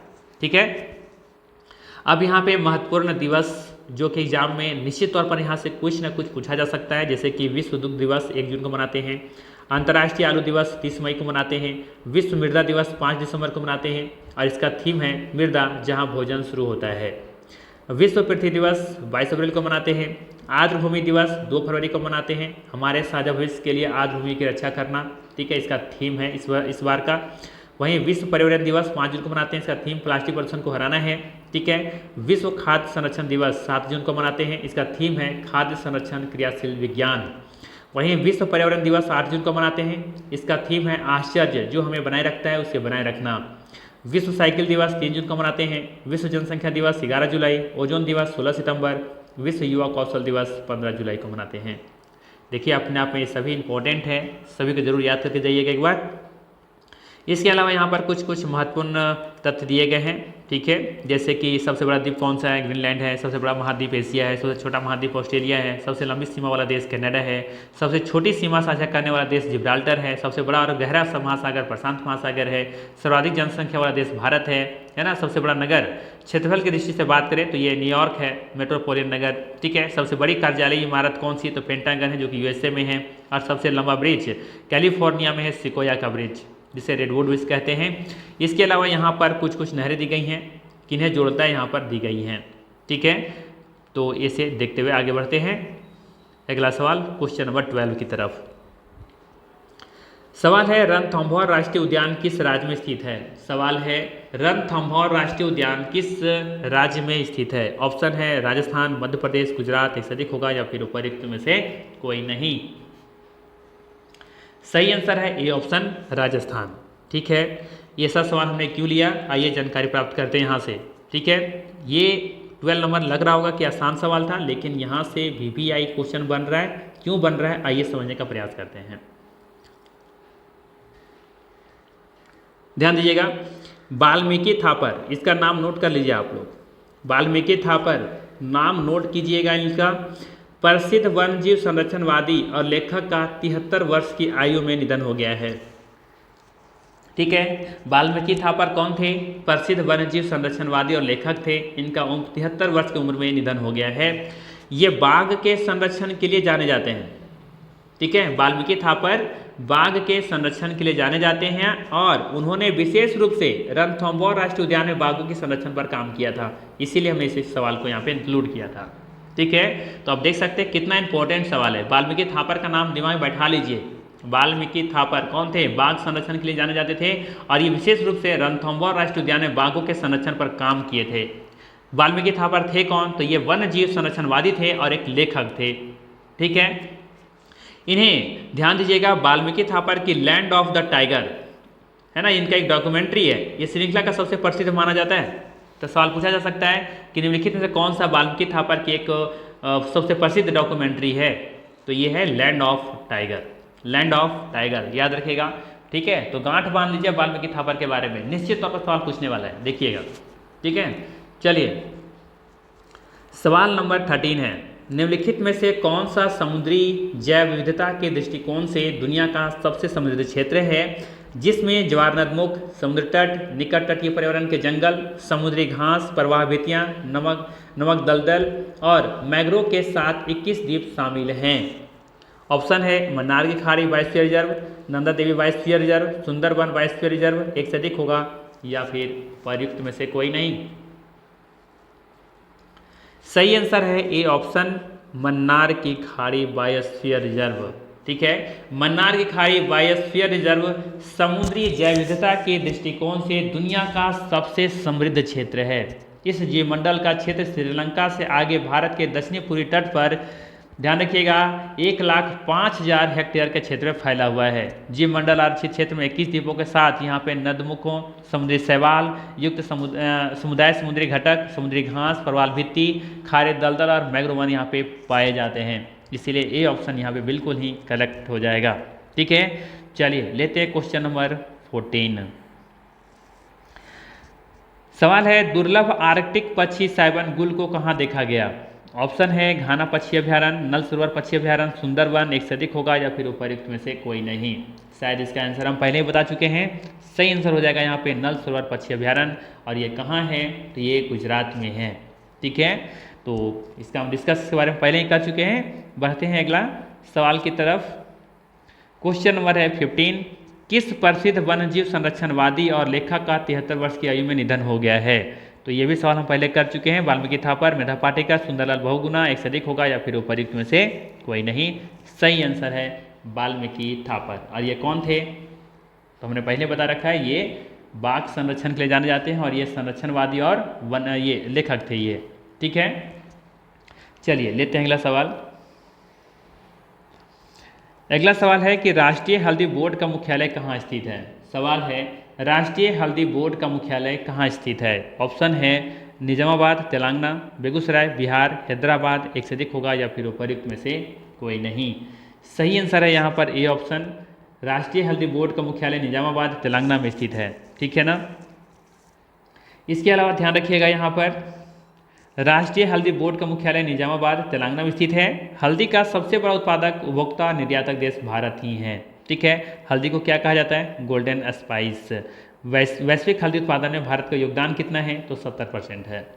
ठीक है, एक्चुअली में ना ये सवाल जो इसलिए मैंने लिया ना कि राष्ट्रीय हल्दी बोर्ड भी हाल ही में बनाए गए हैं। ठीक है, इसीलिए ये करंट अफेयर का सवाल भी एक तरीके से कह सकते हैं आप। ठीक, चलिए अगला सवाल है कि विश्व के कितने शहरों को वेटलैंड सिटी के रूप में मान्यता दी गई हैं? ये भी याद रखिएगा, VVI सवाल है। ये भी एग्जाम में पूछने वाला सवाल है, पूछा जा सकता है, छपने वाला सवाल है, देख लीजिएगा। सवाल है कि विश्व के कितने शहरों को वेटलैंड सिटी के रूप में मान्यता दी गई हैं? ऑप्शन है 32, 42, 52, एक से अधिक होगा या फिर उपयुक्त में से कोई नहीं। याद रखिएगा, सही आंसर है यहाँ पे ई ऑप्शन, उपयुक्त में से कोई नहीं। याद रखिएगा, विश्व के 31 शहरों को वेटलैंड सिटी के रूप में मान्यता दी गई है। कितना? 31 वेटलैंड सिटी को मान्यता दी गई है। ध्यान रखिएगा, वेटलैंड शहर के रूप में मान्यता प्राप्त करने वाले भारत के पहले 2 शहर का नाम भी याद रखिएगा, इंदौर और उदयपुर। इंदौर और उदयपुर वेटलैंड शहर के रूप में मान्यता प्राप्त करने वाले भारत के पहले शहर हैं। कौन कौन? इंदौर और उदयपुर। ठीक है, देखिए यहाँ पर हमने यहाँ पे इंक्लूड कर दिया है। वैसे वेटलैंड शहर के रूप में मान्यता प्राप्त करने वाले भारत के पहले 2 शहर इंदौर और उदयपुर बने हैं। ठीक है, ये लेटेस्ट अपडेट मैं बता रहा हूँ। इसके अलावा ध्यान रखिएगा कि रामसर कन्वेंशन के तहत वेटलैंड सिटी की मान्यता की शुरुआत कब से हुई है? 2015 से।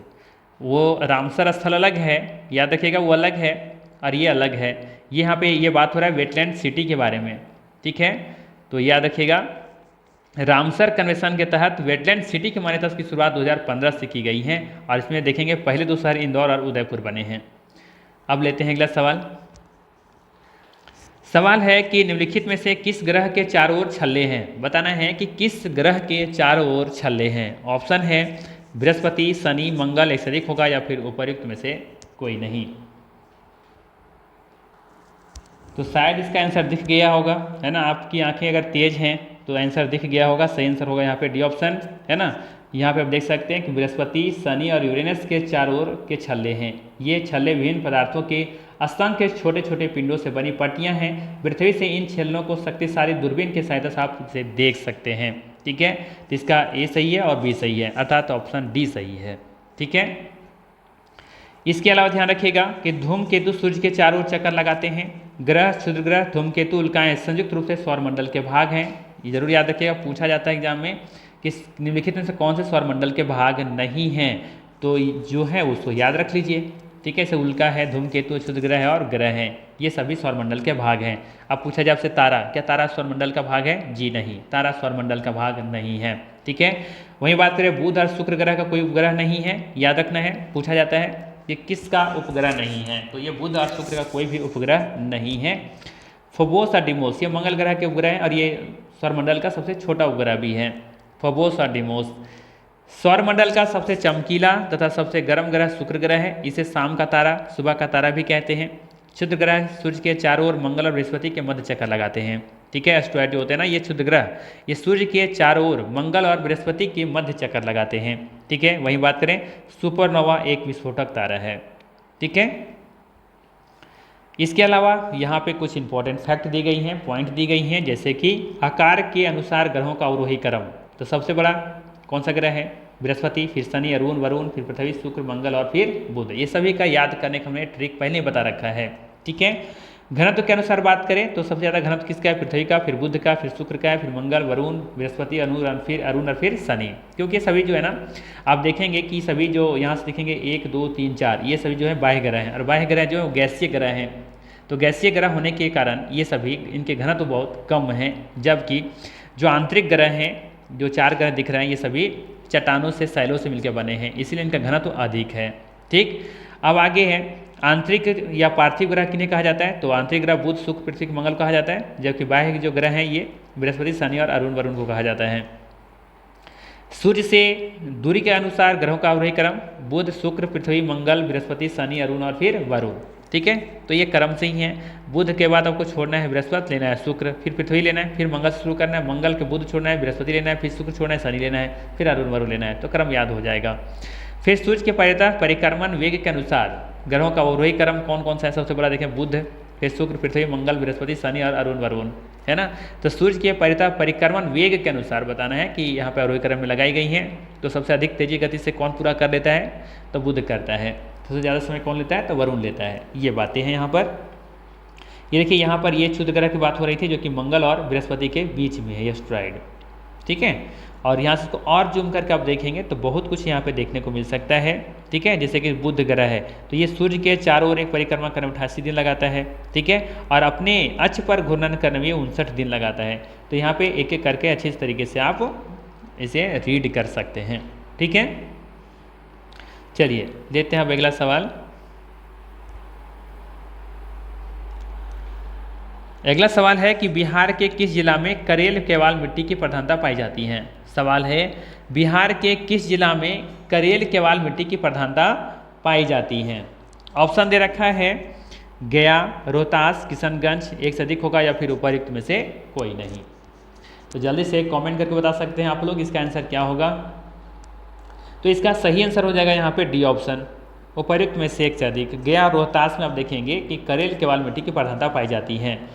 मोटा मोटी आपको याद रखना है ना, कि बिहार के दक्षिण गंगा के मैदानों में पाई जाने वाली विशेष प्रकार की मिट्टी है करेल केवाल मिट्टी।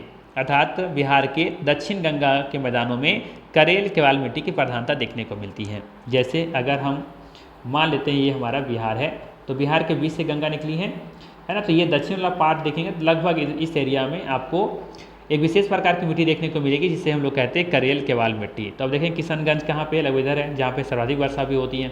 ठीक है, चलिए समझ में आया होगा। तो यहाँ पे डी ऑप्शन सही है, क्योंकि इसका ए और बी दोनों सही है। ये दोनों दक्षिण बिहार के ही जिले हैं, तो यहाँ पे करेल केवाल मिट्टी की प्रधानता देखने को मिलती है। इसके अलावा ध्यान रखिएगा, करेल केवाल मिट्टी, जिसे केवाल या कैरिल मिट्टी भी कहा जाता है, बिहार के दक्षिण गंगा के मैदानों में पाई जाने वाली एक विशेष प्रकार की मिट्टी है। यह मिट्टी रोहतास, गया, औरंगाबाद, जहानाबाद, मुंगेर, भागलपुर जिलों में फैली हुई है। ठीक है, चलिए अगला सवाल लेते हैं। अगला सवाल है आपके लिए, बिहार के निम्नलिखित नदियों में से कौन सा समूह की नदियाँ गंगा अथवा उसकी सहायक नदियों में उत्तर की ओर से आकर नहीं मिलती? बताना है बिहार के निम्नलिखित नदियों में से कौन सा समूह की नदियाँ गंगा अथवा उसकी सहायक नदियों में उत्तर की ओर से आकर नहीं मिलती हैं। ऑप्शन है गंडक, कमला, बागमती, एक से अधिक होगा या फिर उपर्युक्त में से कोई नहीं। सही आंसर होगा यहाँ पे ई ऑप्शन, उपर्युक्त में से कोई नहीं। ठीक है, बिहार की गंडक, कमला, बागमती नदियाँ जो है ना, ये गंगा तो उसकी सहायक नदियों में उत्तर की ओर से आकर मिलती हैं। ठीक है, कौन कौन? गंगा, ये बिहार के गंडक, कमला और बागमती, ये सब जो नदियाँ हैं ना, ये गंगा या उसी सहायक नदियों में से उत्तर की ओर से आकर के मिलने वाली नदियाँ हैं। ठीक है, यहाँ पूछा था कौन नहीं मिलती हैं, तो यहाँ पे गंडक, कमला और बागमती तीनों मिलती हैं। इसका सही आंसर क्या हो जाएगा? E option. ठीक है, कोई दिक्कत नहीं होना चाहिए। उत्तर बिहार में प्रवाहित होने वाली घाघरा नदी बिहार में सबसे पश्चिम में गंगा से मिलती है, ये भी आपको याद रखनी है। उत्तर बिहार में प्रवाहित होने वाली घाघरा नदी बिहार में सबसे पश्चिम में गंगा में मिलती है। जैसे अगर ये आपका बिहार है ना, ये गंगा है, तो पश्चिम की ये पूरा हुआ इधर हुआ पश्चिम, तो यहाँ से लाकर सबसे पश्चिम मिला के मिलती कौन सी नदी है? घाघरा नदी। ठीक है, ये यहाँ पे हमने कहा। ठीक है, और बाकी जो है गंडक है, कमला है, बागमती, ये सभी उत्तर से हिला करके मिलने वाली नदियाँ हैं। ठीक है, तो यहाँ पूछा था कौन नहीं मिलती हैं। ठीक है, तो ये इसमें से सभी मिलते हैं, तो इसका ऑप्शन ई आंसर सही होगा। इसके अलावा महत्वपूर्ण तथ्यों में ध्यान रखना है, गंगा नदी की लंबाई बिहार में 425 किलोमीटर है। ठीक है, यहाँ पे थोड़ा सा करेक्शन कीजिएगा, यहाँ पे 425 नहीं 445 किलोमीटर होना चाहिए।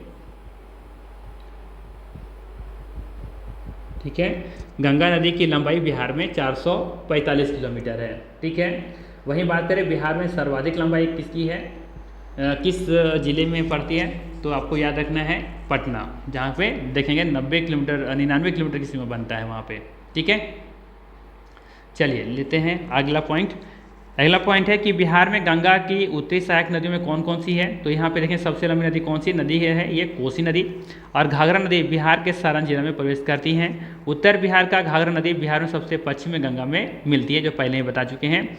उत्तर बिहार में उस नदी का नाम बताएं जो बिहार में सबसे पूर्व में गंगा से मिलती है, तो ये है महानंदा। दक्षिण बिहार की प्रधान नदी सोन का उद्गम अमरकंटक है। दक्षिण बिहार की नदी पुनपुन का उद्गम स्थल पलामू की चौराहा पर है। कर्नासा जो विंध्याचल पहाड़ी से निकलती हैं, बिहार के चौसा के पास गंगा में मिलती हैं। वहीं बिहार के नवादा जिले में ककुरत जलप्रपात है, याद रखना है। बिहार में गर्म जल स्रोत के सुप्रसिद्ध ऐतिहासिक स्थल राजगीर है। कोसी नदी गंगा में खगड़िया के निकट मिलती हैं। कोसी नदी जो अपना मार्ग बदलने के लिए कुख्यात हैं। पुनपुन नदी बिहार के फतुहा के पास गंगा में मिलती हैं। वहीं याद रखना है वाल्मीकि राष्ट्रीय उद्यान बिहार राज्य के पश्चिम चंपारण जिले में स्थित है। यह पार्क देश के गंगा के मैदानी इलाकों में स्थित है। इस अभ्यारण्य का कुल क्षेत्रफल लगभग 545 वर्ग किलोमीटर है। इसे 1978 में वन्य जीव अभ्यारण्य घोषित किया गया था। यह उद्यान मुख्य रूप से बंगाल टाइगर के लिए प्रसिद्ध है। वहीं अब बात करें भीम बांध वन्य जीव अभ्यारण्य कहाँ है, तो ये मुंगेर में है। गौतम बुद्ध पश्चिम बिहार कहाँ है, बिहार में है। कांवर झील वन्य जीव अभ्यारण्य बेगूसराय में है। कैमूर वन्य जीव अभ्यारण्य ये रोहतास में है। नागी बांध पश्चिम बिहार ये जमुई में है। जबकि नकटी डैम वन्य जीव अभ्यारण्य जमुई में है ना। राजगीर जिसे पंत वन्य जीव अभ्यारण्य भी कहते हैं, ये नालंदा में है। उदयपुर वन्य जीव अभ्यारण्य पश्चिम चंपारण में है। वाल्मीकि वन्य जीव अभ्यारण्य पश्चिम चंपारण। विक्रमशील डॉल्फिन वन्य जीव अभ्यारण्य भागलपुर में है, ये एग्जाम में कई बार पूछा गया है। बरेला झील सालिन अली पक्षी अभ्यारण्य ये कहाँ पर है, वैशाली जिला में है। वहीं कुशेश्वर स्थान पक्षी वन्य जीव अभ्यारण्य ये दरभंगा में है। ठीक है, तो ये सभी महत्वपूर्ण पॉइंट याद रखिएगा। लेते हैं अगला सवाल। अगला सवाल है बिहार का सबसे पूर्वी देशांतर कितना है। बिहार का सबसे पूर्वी देशांतर कितना है। ऑप्शन है 88 डिग्री 27 मिनट, 83 डिग्री 27 मिनट, या फिर 85 डिग्री 27 मिनट। एक से अधिक होगा या फिर उपर्युक्त में से कोई नहीं। सही आंसर इसका उपर्युक्त में से कोई नहीं। ठीक है, ध्यान रखिएगा यहाँ पर। यहाँ देखिए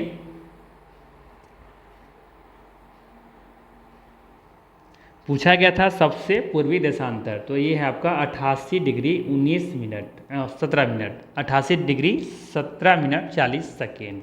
ठीक है, जबकि पूर्वी देशांतर पूछा जाए तो 83 डिग्री 19 मिनट 50 सेकेंड। ठीक, अगर पूछा जाए अक्षांश रेखाओं का बारे में तो यहाँ पे देख सकते हैं सबसे उत्तरी पूछा जाए तो 27 डिग्री 31 मिनट, और यहाँ पे दक्षिणी अक्षांश पूछा जाए उत्तरी अक्षांश पूछा जाए तो 24 डिग्री 20 मिनट। ठीक है, वहीं बात करें उत्तर से दक्षिण की कुल लंबाई कितना है 345 किलोमीटर, और पश्चिम से पूरब की कुल लंबाई है 483 किलोमीटर। ठीक है। उत्तर में बिहार देख सकते हैं, देश इनके साथ सीमा साझा करता है, जबकि इधर पश्चिम में देखेंगे उत्तर प्रदेश और दक्षिण में झारखंड की सीमा लगती है, जबकि पूरब में पश्चिम बंगाल के साथ सीमा साझा होता है। ठीक है, तो इन पॉइंट को ध्यान में रखिएगा। चलिए लेते हैं अगला सवाल।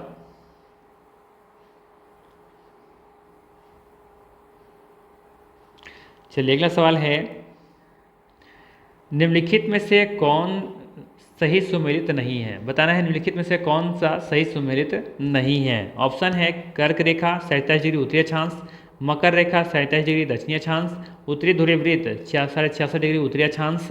उपर्युक्त में से एक अधिक होगा या फिर उपर्युक्त में से कोई नहीं। बताना यहाँ पे कौन सा सही सुमेलित नहीं है।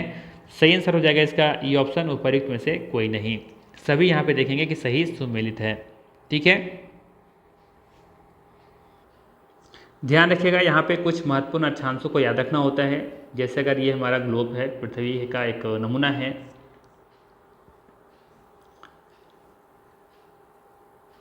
चलिए यहाँ पर ध्यान दीजिएगा। अगर ये आपका क्या है, विषुवत रेखा जो कि 0 डिग्री पर है, ठीक है 0 डिग्री।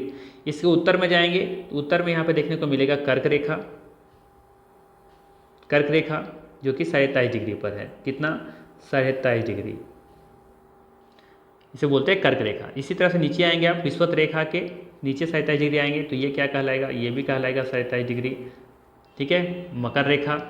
इसके ऊपर अगर आप चलते हैं, विषुवत रेखा के ऊपर 66.5 डिग्री पर है ना, ये क्या कहलाएगा, उत्तरी अक्षांश, उत्तर ध्रुवीय वृत्त। इसे क्या कहेंगे, उत्तरी ध्रुवीय वृत्त कहेंगे, या फिर इसे आर्कटिक वृत्त भी आप कह सकते हैं। क्या बोल सकते हैं, आर्कटिक वृत्त। वहीं विषुवत रेखा के नीचे अगर आप आते हैं, दक्षिण में आते हैं 66.5 डिग्री, तो इसे कहा जाता है अंटार्कटिक वृत्त। ठीक है, अंटार्कटिक वृत्त या फिर दक्षिणी ध्रुवीय वृत्त। इसे क्या कहेंगे, दक्षिणी ध्रुवीय वृत्त कहेंगे या फिर अंटार्कटिक वृत्त कहेंगे। ठीक है, तो ये महत्वपूर्ण है। यहाँ पर उत्तरी ध्रुव हो गया आपका और ये हो गया आपका दक्षिणी ध्रुव। ठीक है, 90 डिग्री यहाँ पर और 90 डिग्री यहाँ पर। ठीक है, ये महत्वपूर्ण अक्षांश रेखाएं हैं जिसके बारे में आपको याद होना चाहिए। तो देखिए, कर्क रेखा 27 डिग्री उत्तरी अक्षांश उत्तर में ही होता है, ये सही है। मकर रेखा दक्षिण में ही होता है 27 डिग्री पर, तो ये भी सही है, ये भी सही है। और उत्तर ध्रुवीय वृत्त जिसे आर्कटिक वृत्त भी कहते हैं, वो 66.5 डिग्री उत्तरी अक्षांश में स्थित होता है, ये वाला है, तो ये भी सही है। तो तीनों कथन यहाँ पर सही है। पूछा है कौन सुमेलित नहीं है, तो ये ऑप्शन यहाँ पे सही होगा। ठीक है, आप चाहें तो इस डायग्राम के माध्यम से भी समझ सकते हैं। ठीक है ना, चलिए लेते हैं अगला। यहाँ पे देखिए महत्वपूर्ण तथ्य दिए गए हैं, इसे आप लोग देखिएगा, है ना। सभी इंपॉर्टेंट पॉइंट यहाँ पर दी गई हैं। ठीक है, तो जल्दी से एक बार हम इसे पढ़ लेते हैं। ठीक है, क्या क्या दे रखा है। 0 डिग्री देशांतर रेखा को प्रधान मध्याह्न देशांतर रेखा के नाम से जाना जाता है। ठीक है, क्योंकि विश्व के सभी देशों का मानक समय स्टैंडर्ड टाइम इसी रेखा के द्वारा निर्धारित होता है। इस रेखा को ग्रीनविच रेखा के नाम से भी जाना जाता है, क्योंकि ब्रिटेन की राजधानी लंदन के समीप ग्रीनविच नामक स्थान इसी रेखा पर स्थित है, जहाँ की राजकीय वेधशाला स्थित है। वहीं बात करें, यह रेखा 9 देशों से होकर गुजरती है। United Kingdom, France, Spain, Algeria, Mali, Burkina Faso, Togo, Ghana, Antarctica जो कि दक्षिणी ध्रुव कहते हैं, है ना। तो यहाँ से होकर के 9 देशों से होकर गुजरती हैं। ठीक है, कौन सा, 0 डिग्री देशांतर रेखा, जिसे प्रधान मध्याह्न देशांतर रेखा भी कहते हैं। ठीक है, वहीं याद रखना है कि अक्षांश और देशांतर रेखाओं की कुल संख्या कितनी है। तो अक्षांश रेखाओं की संख्या 179 व देशांतर रेखाओं की संख्या है 360। वहीं पृथ्वी को एक देशांतर पार करने में कितना समय लगता है, तो 4 मिनट का समय लगता है। और जब दिन रात बराबर होते हैं ना, तो इस स्थिति को ही इक्विनॉक्स या फिर विषुव कहते हैं। जब दिन रात बराबर होते हैं तब इस स्थिति को हम विषुव कहते हैं। ठीक है, और ये स्थिति देखिएगा वर्ष में 2 बार बनती है। कब, एक तो 21 मार्च को और दूसरा 23 सितंबर को। अर्थात हम कह सकते हैं कि 21 मार्च और 23 सितंबर को दिन रात की जो अवधि होती है वो समान होती हैं। ठीक है, वहीं 2 देशांतरों को यदि पार करना चाहे तो कितना किलोमीटर आपको पार करना होगा, 111 किलोमीटर। ठीक है, 2 देशांतर रेखाओं के मध्य जो दूरी है, डिस्टेंस है, वो 111.32 किलोमीटर होती हैं। ठीक है, वहीं 2 देशांतर रेखाओं के मध्य की दूरी को क्या कहा जाता है, गोरे कहा जाता है। 2 अक्षांश एवं देशांतर रेखाओं के मध्य भाग को क्या कहा जाता है, ग्रिड कहा जाता है। जैसे ये 2 अक्षांश और 2 ये देशांतर, उल्टा बोल दिया ना हमने, ये 2 देशांतर और ये 2 अक्षांश, इसके बीच के जो भाग को क्या कहेंगे, ये वाला भाग को क्या कहेंगे, इसे कहेंगे ग्रिड कहेंगे। ठीक है, जीरो डिग्री अक्षांश व जीरो डिग्री देशांतर रेखा के मध्य में अटलांटिक महासागर स्थित है। ये एग्जाम में पूछा गया सवाल है कि जीरो डिग्री अक्षांश व जीरो डिग्री देशांतर रेखा के मध्य में अटलांटिक महासागर ये अटलांटिक महासागर स्थित है। वहीं बात करें 21 मार्च से 23 सितंबर तक उत्तरी ध्रुव पर 6 माह का दिन व दक्षिणी ध्रुव पर 6 महीने की रात होती है। ठीक है, याद रखिएगा 21 मार्च से 23 सितंबर तक उत्तरी ध्रुव पर 6 माह का दिन व दक्षिणी ध्रुव पर 6 महीने का रात होता है। ठीक है, वहीं उल्टा कर दीजिए 23 सितंबर 21 मार्च तक दक्षिणी ध्रुव पर 6 महीने का दिन व उत्तरी ध्रुव पर 6 महीने तक रात होती है। ठीक है, ये दोनों अपने आप में उल्टा सिर्फ है। यह किसी देश के मध्य से गुजरने वाली अमृतर का माध्य होता है जो स्थानीय समय की इस अविशुद्धता के कारण संपूर्ण देश के लिए लागू माना जाता है। भारत का मानक समय ग्रीनविच के मानक समय से कितना आगे है? तो 5.5 घंटा आगे है। भूमध्य रेखा विश्व के 13 देशों से गुजरती है। अफ्रीका महाद्वीप, भूमध्य रेखा, कर्क रेखा और मकर रेखा इन तीनों किस महाद्वीप से होकर गुजरती हैं? ये आपको बताना है। अफ्रीका महाद्वीप, भूमध्य रेखा, कर्क रेखा और मकर रेखा तीनों, ये थोड़ा सा रुकिएगा, ये पॉइंट ही थोड़ा सा गलत लिखा गया है, इसको हटाना है यहाँ पर, ये हटा दीजिए। मतलब समझाते हैं क्या कह रहा है यहाँ पे। ये देखिए अफ्रीका महाद्वीप जो है ना, यहाँ से भूमध्य रेखा, कर्क रेखा और मकर रेखा तीनों रेखा गुजरती हैं। ठीक है, अगर मैप होता मेरे पास वर्ल्ड का मैप तो मैं बता पाता, है ना। तो कहने का मतलब क्या है कि जहाँ भूमध्य रेखा है, कर्क रेखा और मकर रेखा, तो अफ्रीका देखेंगे, अफ्रीका जो महाद्वीप है ना, ये तीनों अफ्रीका महाद्वीप से ये तीनों रेखा गुजरती हैं। कुछ इस तरीके से जो होगा, है ना अफ्रीका, तो यहाँ से देखेंगे कि कर्क रेखा भी गुजर रहा है, विषुवत रेखा भी और ये मकर रेखा, ये तीनों रेखा किस महाद्वीप से गुजरती हैं? तो अफ्रीका महाद्वीप से गुजरती हैं। ये पॉइंट था यहाँ पे। ठीक है, चलिए आगे यहाँ पे और भी इंपॉर्टेंट पॉइंट देखने को मिलेगा आपको, जैसे कि विषुवत रेखा के बारे में। तो विषुवत रेखा 3 महाद्वीप, 13 देश और 3 जल निकायों से होकर गुजरती हैं। अब 3 महाद्वीप कौन कौन से हैं? एशिया महाद्वीप है, अफ्रीका महाद्वीप है और दक्षिण अमेरिका है। जल निकाय कौन सा है? तो ये जल निकाय है अटलांटिक महासागर, प्रशांत महासागर और हिंद महासागर। ठीक है, 3 जल निकाय हो गए।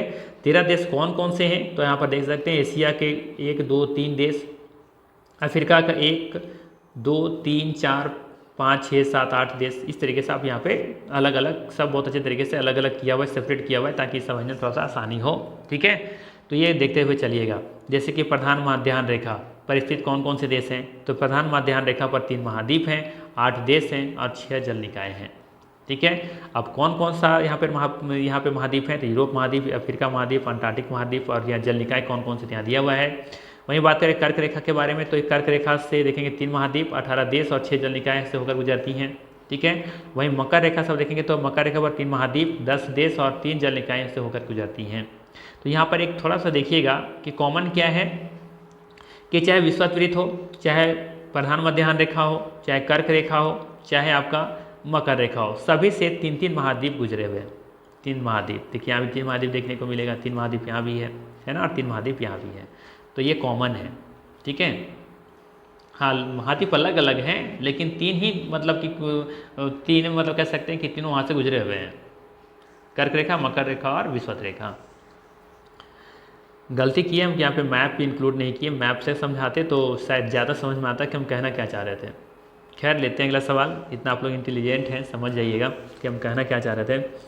अगला सवाल है कि ये विशेष प्रकार के भौमिक और तटीय पारिस्थितिकी तंत्र हैं जिन्हें यूनेस्को के मानव और जीव मंडल प्रोग्राम के अंतर्गत मान्यता प्राप्त है। उपरोक्त विवरण किससे संबंधित है? नेशनल पार्क, जीव मंडल निचय, वन प्राणी अभ्यारण्य, एक से अधिक या फिर उपयुक्त में से कोई नहीं। सही आंसर है बी ऑप्शन, जीव मंडल निचय। ठीक है, बी ऑप्शन यहाँ पे क्या हो जाएगा? करेक्ट हो जाएगा। ठीक है, इसके बारे में यहाँ पे लिखी गई हैं, इसे आप लोग एक बार जरूर रीड कीजिएगा। लेते हैं अगला सवाल। अगला सवाल लेने से पहले कुछ महत्वपूर्ण तथ्य भी दिए गए हैं। ठीक है, जिसको हम जल्दी से रीड कर लेते हैं। पहला पॉइंट है, हेली राष्ट्रीय उद्यान भारत का प्रथम राष्ट्रीय उद्यान है जिसे वर्ष 1936 में बंगाल टाइगर की रक्षा के लिए उत्तर प्रदेश, वर्तमान में उत्तराखंड के चमोली जिला में स्थापित किया गया था। ठीक है, तो देश का पहला राष्ट्रीय उद्यान कहाँ स्थापित किया गया था?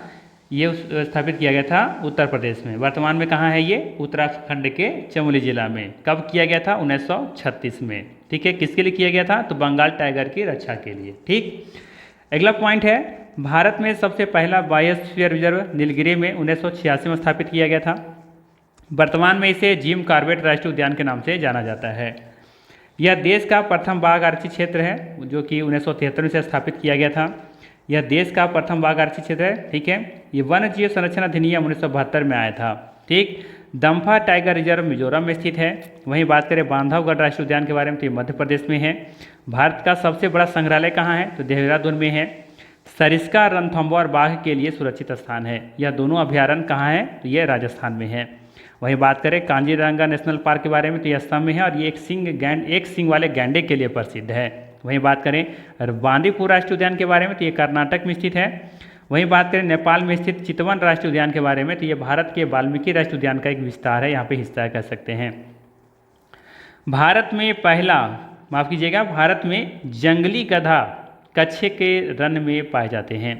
भारत में जंगली गधा जो है ना ये कच्छ के रन में पाए जाते हैं। कच्छ के रन कहाँ है ज़रा कमेंट करके बताइएगा जल्दी से। सुल्तानपुर पश्चिमी बिहार ये कहाँ है ये हरियाणा में है। भारत की प्रथम डॉल्फिन वेधशाला विक्रमशिला गंगा डॉल्फिन अभ्यारण्य बिहार के भागलपुर जिले में बनाई जा रही है। मणिपुर में स्थित लोकटक झील के दक्षिण पश्चिम भाग में अवस्थित केबुल लामजाओ नेशनल पार्क ये विश्व का एकमात्र तैरता हुआ नेशनल पार्क है। भारत में हाथियों के सर्वाधिक जनसंख्या कर्नाटक में है। भारत में बाघ परियोजना कब आई थी 1 अप्रैल 1973 को आई थी।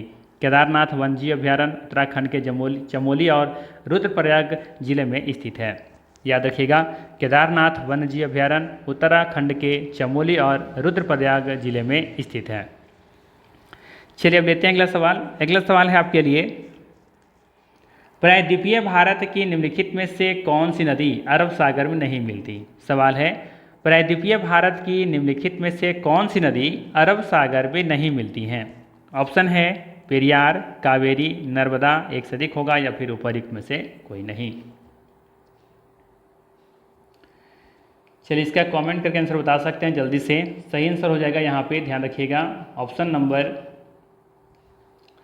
नंबर हो जाएगा बी, कावेरी।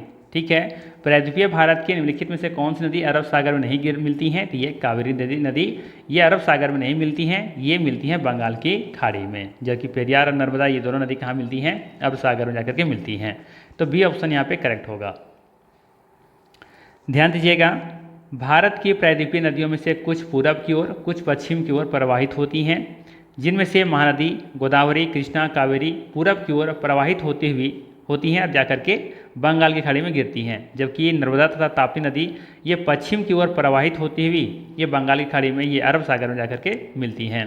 ठीक है, इनमें सब देखेंगे तो कावेरी नदी कर्नाटक की ब्रह्मगिरी पहाड़ी से निकलती हैं और कावेरी पत्तनम के पास बंगाल की खाड़ी में ये गिर जाती हैं या मिल जाती हैं। ठीक है, कुछ महत्वपूर्ण तथ्य है। ठीक है, तो इसको आप लोग जरूर देखिएगा, PDF फाइल में कुछ महत्वपूर्ण तथ्य हैं लिखे गए हैं। चलिए अब लेते हैं अगला सवाल। ये प्लाया अक्सर एग्जाम में पूछा जाता है कि प्लाया क्या है, तो इसका आशय है वायु के द्वारा निर्मित झील। ठीक है, प्लाया से आशय है वायु द्वारा निर्मित झील। चलिए अगला सवाल लेते हैं, सवाल रहेगा 25। अगला सवाल है, निम्नलिखित में से कौन सी नदी हिमालयी पार नदी है अर्थात ट्रांस हिमालय से निकलती हैं। ऑप्शन है झेलम, सतलज, गंगा, एक से अधिक होगा या फिर उपयुक्त में से कोई नहीं। सही आंसर होगा यहाँ पे बी ऑप्शन सतलज। ठीक है, सतलज एक हिमालयी पार नदी है अर्थात यह ट्रांस हिमालय से निकलती हैं। ठीक है, इसके अलावा ध्यान रखिएगा यहाँ पर ट्रांस हिमालय महान हिमालय अर्थात ग्रेट हिमालय के उत्तर में स्थित है। आप देख सकते हैं इस मानचित्र के माध्यम से, ये है पीला वाला जो दिख रहा है ये आपका क्या है, ये है ग्रेट हिमालय और इसी के उत्तर में स्थित है ये ट्रांस हिमालय। ट्रांस हिमालय के अंतर्गत काराकोरम, लद्दाख और जास्कर ये पर्वत श्रेणियों को शामिल किया जाता है। ठीक है, ट्रांस हिमालय में कौन कौन शामिल है, काराकोरम, लद्दाख और जास्कर। ये क्रम भी याद रखिएगा, क्रम से भी लगाने के लिए कभी कभी पूछ लिया जाता है। ठीक है, तो ये रहा आपका पीला वाला ग्रेट हिमालय। इसके बाद फिर आपका लेसर हिमालय या फिर हिमाचल हिमालय और सबसे नीचे आप देखेंगे शिवालिक रेंज। ठीक है, तो यहाँ पे आगे देख लेते हैं, सतलज, सिंधु, ब्रह्मपुत्र नदियाँ ये ट्रांस हिमालय से निकलती हैं, आपको याद रखना है। इसके अलावा ये गंगा नदी महान हिमालय अर्थात गंगोत्री हिमनद उत्तराखंड से ये निकलती हैं। ठीक है, तो ये आप देखेंगे यहाँ पर जो गंगा नदी है कहाँ से निकलती है, ये महान हिमालय से निकलती हैं, जबकि सतलज जो है वो ट्रांस हिमालय से निकलती हैं जो कि हिमालयी पार नदी है ये। ठीक है, इसके बाद झेलम नदी लघु हिमालय की पीर पंजाल श्रेणी अर्थात जम्मू कश्मीर में स्थित वेरीनाग झरने से निकलती हैं। ठीक है, तो झेलम नदी कहाँ से निकलती है? लघु हिमालय से।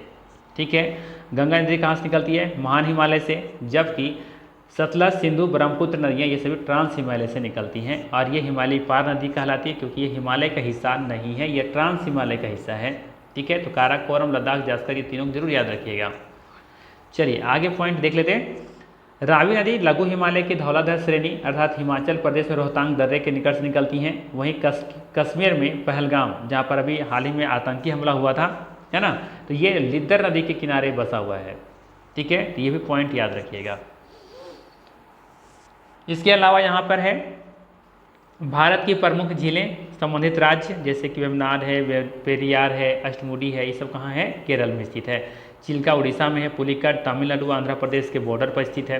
ठीक है, सांभर, फतेह सागर ये राजस्थान में है। शेषनाग, डल झील ये सभी जम्मू कश्मीर में है, जबकि लोकटक झील मणिपुर में है। राकस ताल उत्तराखंड में है, कोलेरू झील आंध्र प्रदेश में है। ठीक है, कुछ जलप्रपात यहाँ पे दिए गए हैं, इस जलप्रपातों को भी याद रखिएगा। ठीक है, और मानव निर्मित झीलें यहाँ पर दी गई हैं। अक्सर पूछ लिया जाता है कि निम्नलिखित में से कौन सा मानव निर्मित झील है, जैसे कि गोविंद बल्लभ पंत सागर, अस्टेनले जलाशय, पेरियार झील, गोविंद सागर झील, है ना, और राणा प्रताप सागर, जवाहर सागर। ठीक है, राणा प्रताप तथा गांधी सागर ये देखेंगे तो मध्य प्रदेश के चंबल नदी पर ये निर्मित है। जबकि नागार्जुन सागर बांध कहाँ पर है? ये कृष्णा नदी पर आंध्र प्रदेश और तेलंगाना की सीमा पर अवस्थित है। ठीक है, ये सभी यहाँ पर जो 6 दिए गए ना, ये 6 सभी मानव निर्मित झीलें हैं, तो इनको जरूर देखकर जाइएगा।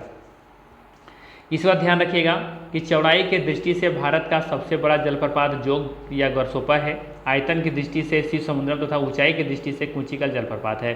तो यहाँ पर अलग अलग पॉइंट से अलग अलग आंसर आएगा। आयतन की दृष्टि से शिव समुद्रम है, ऊंचाई की दृष्टि से कुंचिकल है, जबकि सबसे बड़ा पूछा जाए तो ये जलप्रपात कौन सा है? जोग या गरसोपा जलप्रपात है। ठीक है, वहीं पंचप्रयाग ऊपर से नीचे क्रम में अगर कभी कभी लगाने के लिए पूछ लिया जाता है तो सबसे पहले विष्णु प्रयाग, नंद प्रयाग, कर्ण प्रयाग, रुद्र प्रयाग और देव प्रयाग, इन किनके मिलने से बनता है ये भी आपको ध्यान रखना है। विष्णु प्रयाग में धौली गंगा और अलकनंदा मिलती हैं, है ना, और देव प्रयाग में हम देख सकते हैं कि भागीरथी और अलकनंदा का संगम होता है।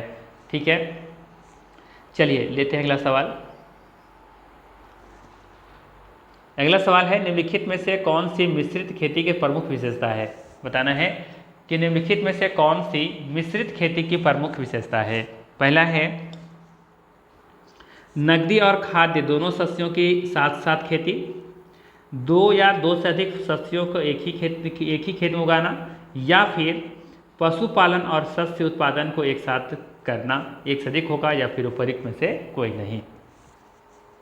शस्य उत्पादन मतलब होता है क्रॉप, है ना, क्रॉप मतलब फसल, मतलब क्रॉप प्रोडक्शन कह सकते हैं आप, है ना। तो यहाँ पे जो सही आंसर होगा वो होगा सी ऑप्शन। ठीक है, क्या हो जाएगा? C option. पशुपालन और शस्य उत्पादन को एक साथ करने की क्रिया को क्या कहते हैं? मिश्रित खेती कहते हैं। या आप कह सकते हैं कि कृषि की वह पद्धति जिसके अंतर्गत फसलों के उत्पादन के साथ साथ पशुपालन या डेयरी उद्योग का समृद्ध रूप से किया जाता है, खेती किया जाता है, उसे ही मिश्रित कृषि कहते हैं। ठीक है, तो यहाँ पे सी ऑप्शन बिल्कुल सही होगा। और यहाँ पे याद रखिएगा कि ऑपरेशन फ्लड का संबंध दुग्ध उत्पादन से है, जिसके जनक कौन है? डॉक्टर वर्गीज कुरियन। ठीक है, इसे श्वेत क्रांति का नाम दिया गया था। ठीक है, या फिर कह सकते हैं श्वेत क्रांति के जनक किन्हें कहा जाता है? डॉक्टर वर्गीज कुरियन को कहा जाता है। ठीक है, चलिए लेते हैं अगला सवाल। यहाँ पे कुछ महत्वपूर्ण तथ्य दिया गया है, जिसे आप लोग देख लीजिएगा और ये जरूर देखे जाइएगा एक बार। यहाँ से अक्सर सवाल पूछा जाता है। भारत में स्थानांतरित कृषि के प्रकार, जैसे कि उत्तर पूर्वी राज्यों में झूम कहा जाता है, आंध्र प्रदेश और उड़ीसा में इसे पोंडू या पामडाबी या केमान या बिंगा कहा जाता है, पश्चिमी घाट में खास करके केरल के जो राज्यों में, केरल के क्षेत्रों में यहाँ पे कुमारी से कहा जाता है। ठीक है, मध्य प्रदेश व छत्तीसगढ़ में देखेंगे तो बीबर, दहियार, मसान, पेंडा या बीरा दीपा कहा जाता है। दक्षिण पूर्वी राजस्थान में इसे बालरा या बत्रा कहा जाता है। मणिपुर वाला पूछा गया था एक बार शायद एग्जाम में, जिसे पामलू यहाँ पे लोकल या स्थानीय तौर पर इसे स्थानांतरित कृषि को पामलू कहते हैं मणिपुर में। ठीक है, हिमालय क्षेत्र में इसे खील कहते हैं और झारखंड में कुरुल या फिर कुरावा कहते हैं। ठीक है, अलग अलग देशों में भी अलग अलग इसे नाम से जानते हैं। ठीक है, तो वो भी हम कहीं ना कहीं मेंशन जरूर किया होगा। चलिए लेते हैं फिलहाल अगला सवाल। अगला सवाल है कि भारत का सबसे लंबा राष्ट्रीय महामार्ग कौन सा है? बताना है भारत का सबसे लंबा राष्ट्रीय महामार्ग कौन सा है। ऑप्शन है NH4, NH44, NH10 एक से अधिक होगा या फिर उपरोक्त में से कोई नहीं। सही आंसर है बी ऑप्शन। भारत का सबसे लंबा राष्ट्रीय राजमार्ग NH44 है जो श्रीनगर से कन्याकुमारी तक फैली हुई है। इनकी कुल लंबाई अब देखेंगे तो 3,745 किलोमीटर है। ठीक है, NH44 की लंबाई कितना है? 3,745 किलोमीटर। पहले से NH7 के नाम से जानते थे। ठीक है, इसका पहले पुराना नाम क्या था? NH7 था, नेशनल हाईवे 7।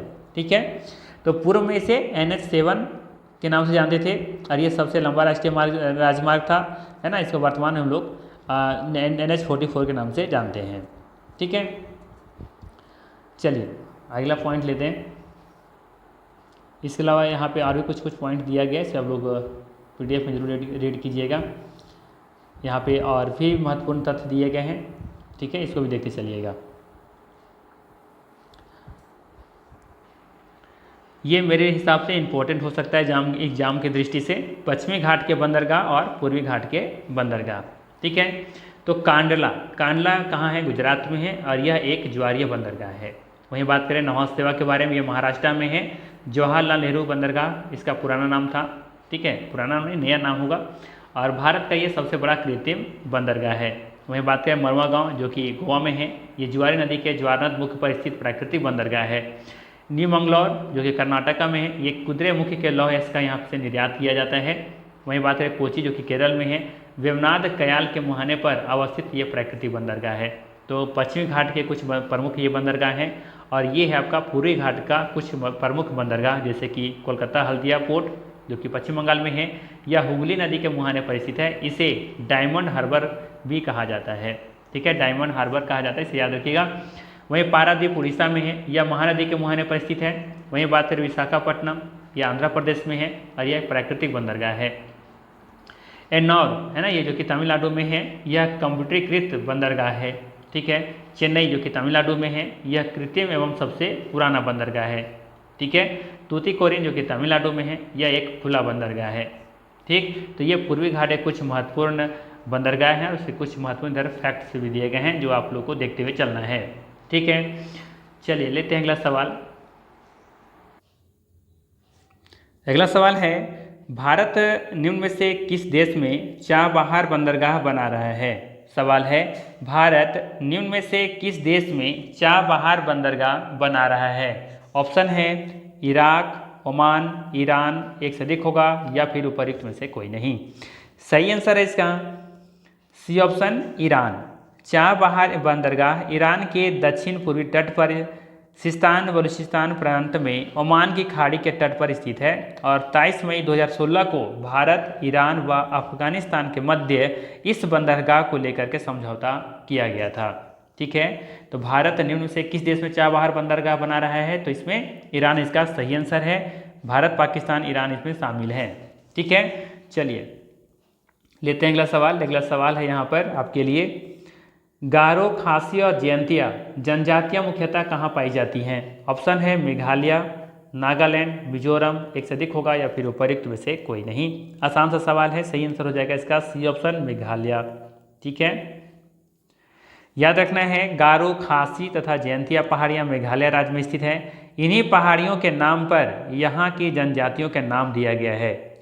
साथ ही साथ याद रखिएगा यहाँ पर अंगामी तथा बोडो, कौन कौन?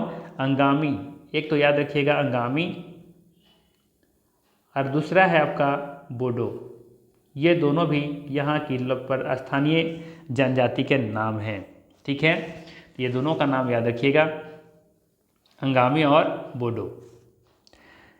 इसके अलावा ध्यान रखिएगा यहाँ पर कुकी तथा लुसाई मणिपुर की प्रमुख जनजातियाँ हैं, है ना। और एक है टोडा जनजाति जो कि तमिलनाडु राज्य में पाई जाती हैं, जो कि नीलगिरी पहाड़ियों में ये निवास करती हैं। पुडुचेरी, दिल्ली, चंडीगढ़, हरियाणा तथा पंजाब ऐसे राज्य हैं जहां कोई भी ज्ञात जनजातीय समुदाय नहीं पाई जाती हैं। अपने आप में ये महत्वपूर्ण है, इसको याद रखिएगा। ठीक है, पुडुचेरी, दिल्ली, चंडीगढ़, हरियाणा तथा पंजाब ऐसे राज्य हैं जहां कोई भी ज्ञात जनजातीय समुदाय नहीं पाई जाती हैं, अर्थात ST यहाँ पे पाए नहीं जाते हैं। ठीक है, वहीं बात करें देश में सर्वाधिक जनजाति जनसंख्या कहाँ पाई जाती हैं? मध्य प्रदेश में। ठीक है, सबसे ज़्यादा जनजातीय जनसंख्या कहाँ पर है? मध्य प्रदेश में निवास करती हैं। ठीक है, चलिए इसके अलावा यहाँ पर कुछ महत्वपूर्ण तथ्य देखते चलते हैं यहाँ पर, क्योंकि एग्जाम की दृष्टि से इंपॉर्टेंट हो सकता है। भील जनजाति जिसकी संख्या लगभग 74 लाख है, ये भारत की सबसे बड़ी जनजातीय समुदाय है ना। दूसरी सबसे बड़ी जनजाति कौन सी है? गोंड है। हिंदी के पश्चात विश्व में सर्वाधिक बोली जाने वाली भारतीय भाषा कौन सी है? बंगाली है। हिंदी के पश्चात विश्व में सर्वाधिक बोली जाने वाली भारतीय भाषा कौन सी है? तो बंगाली है। ठीक है, हम भारतीय भाषा के बारे में बात कर रहे हैं यहाँ पे, ध्यान रखिएगा। बिहार की प्रमुख जनजातियाँ बैगा, असुर, खोंड, उरांव, बिरहोर, बेदिया, बंजारा आदि देखने को मिलती है यहाँ पर। शीर्ष तीन अनुसूचित जाति जनसंख्या वाले राज्य कौन कौन से हैं? तो उत्तर प्रदेश, पश्चिम बंगाल और बिहार। यहाँ पे बात किसका हो रहा है? अनुसूचित जाति का। अनुसूचित जाति मतलब एसटी का, ये माफ़ कीजिएगा एससी, शेड्यूल कास्ट का। ठीक है, और यहाँ पे हमने जो बात किया था है ना, सर्वाधिक जनजाति संख्या नहीं, यहाँ पर ये जनजाति समुदाय, इसे कहते हैं शेड्यूल ट्राइब अर्थात एसटी। और यहाँ पे हम क्या बात कर रहे हैं? एससी के बारे में। तो सबसे ज़्यादा एससी देखने को कहाँ मिलते हैं? तो उत्तर प्रदेश, उसके बाद पश्चिम बंगाल, उसके बाद बिहार। तो बिहार तीसरे स्थान है पूरे भारत में जहाँ पे अनुसूचित जाति सबसे ज़्यादा पाई जाती हैं। ठीक है, इसके अलावा शीर्ष तीन अनुसूचित जनजाति जनसंख्या वाले राज्यों के बारे में बात करें तो पहले नंबर पर मध्य प्रदेश है, दूसरे नंबर पर महाराष्ट्र और तीसरे नंबर पर उड़ीसा है, जहाँ पर शेड्यूल्ड ट्राइब लोगों की संख्या ज़्यादा है। ठीक है, सरहुल से तात्पर्य क्या है? वृक्षों की पूजा करने से है। यह त्यौहार झारखंड क्षेत्र के उरांव, मुंडा और हो जनजातियों द्वारा प्रत्येक वर्ष हिंदू कैलेंडर के प्रथम माह चैत्र में मनाया जाता है, जो जनजातियों की प्रकृति से समीपता को व्यक्त करता है। ठीक है, तो अपने अपने सभी महत्वपूर्ण तथ्य हैं, याद करते चलना है। वहीं याद रखना है संथालों में विवाह को क्या कहा जाता है? बापला कहा जाता है। संथाल, भील और गोंड के बाद भारत का तीसरा सबसे बड़ा जनजातीय समुदाय है। अर्थात मेरा कहने मतलब ये है कि संथाल जो है ना, भील और गोंड के बाद भारत का तीसरा सबसे बड़ा जनजातीय समुदाय है। ठीक है, याद रखना है, पहले नंबर पर भील है, दूसरे नंबर पर गोंड है, तीसरे नंबर पर संथाल है। ठीक है, इसका निवास मुख्य रूप से आपको झारखंड देखने को मिलेगा, थोड़ा बहुत देखेंगे तो बिहार में कुछ थोड़ा बहुत मिलता है, लेकिन ज़्यादातर इसका निवास देखने को कहाँ मिलेगा? झारखंड में, वो भी संथाल परगना में। ठीक है, उड़ीसा में भी देखने को मिलेगा, पश्चिम बंगाल में भी इनका कुछ कुछ हिस्से देखने को मिलते हैं संथालों का। ठीक, ये लोग क्या करते हैं? प्रकृति की पूजा करते हैं, है ना, और जहेर में अपनी श्रद्धा प्रकट करते हैं। जहर का मतलब होता है पवित्र उपवन। संथाल लोग क्या बोलते हैं? संथाली बोलते हैं। इनकी अपनी लिपि होती है, ओएल चिकी, है ना, ओल चिकी सो बोलते हैं, ओएस यहाँ पर लिखा गया है। ओल चिकी इनकी अपनी लिपि है, जैसे देवनागरी लिपि होता है ना, रोमन लिपि, उसी तरीके से संथाल की अपनी लिपि है ओल चिकी। ठीक, फिर है कमार जनजाति की आजीविका पारंपरिक रूप से बांस पर निर्भर है। कमार रायपुर परमंडल छत्तीसगढ़ का विशेष रूप से पिछड़ा जनजाति समुदाय है, जो बांस से निर्मित हस्तशिल्पों का विक्रय कर अपनी आजीविका चलाते हैं। और टैटू कला गोदना जो उसको कहते हैं, इनका प्रचलन है, यानी कि कह सकते हैं कि इनमें ज़्यादातर टैटू को जो गोदवाना होता है ना, इनमें ज़्यादातर लोग काम करते हैं टैटू गोदवाने का। ठीक है, चलिए लेते हैं अगला सवाल। अगला सवाल है कि भारत में लिंगानुपात की गणना कैसे की जाती है? आसान सा सवाल है। भारत में लिंगानुपात की गणना कैसे की जाती है? प्रति 1000 स्त्रियों पर पुरुषों की संख्या, या फिर प्रति 1000 पुरुषों पर स्त्रियों की संख्या, या फिर प्रति 100 स्त्रियों पर पुरुषों की संख्या एक से अधिक होगा, या फिर उपयुक्त में से कोई नहीं। बैटरी भी लो हो रहा है तो जल्दी जल्दी भी खत्म करना होगा। तो इसका सही आंसर है यहाँ पर बी ऑप्शन, प्रति 1000 पुरुषों पर स्त्रियों की कुल संख्या को क्या कहते हैं? लिंगानुपात कहते हैं, सेक्स रेशियो कहते हैं।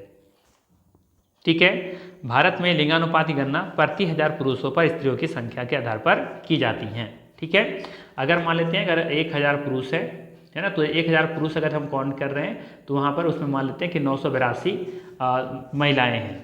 ठीक है, या फिर लेके चलते हैं 943, जो कि 2011 जनगणना के अनुसार भी भारत का लिंगानुपात 943 ही है। तो इसका मतलब है कि अगर 1000 पुरुष भारत में है तो उस पर कितनी महिलाएं हैं? 943।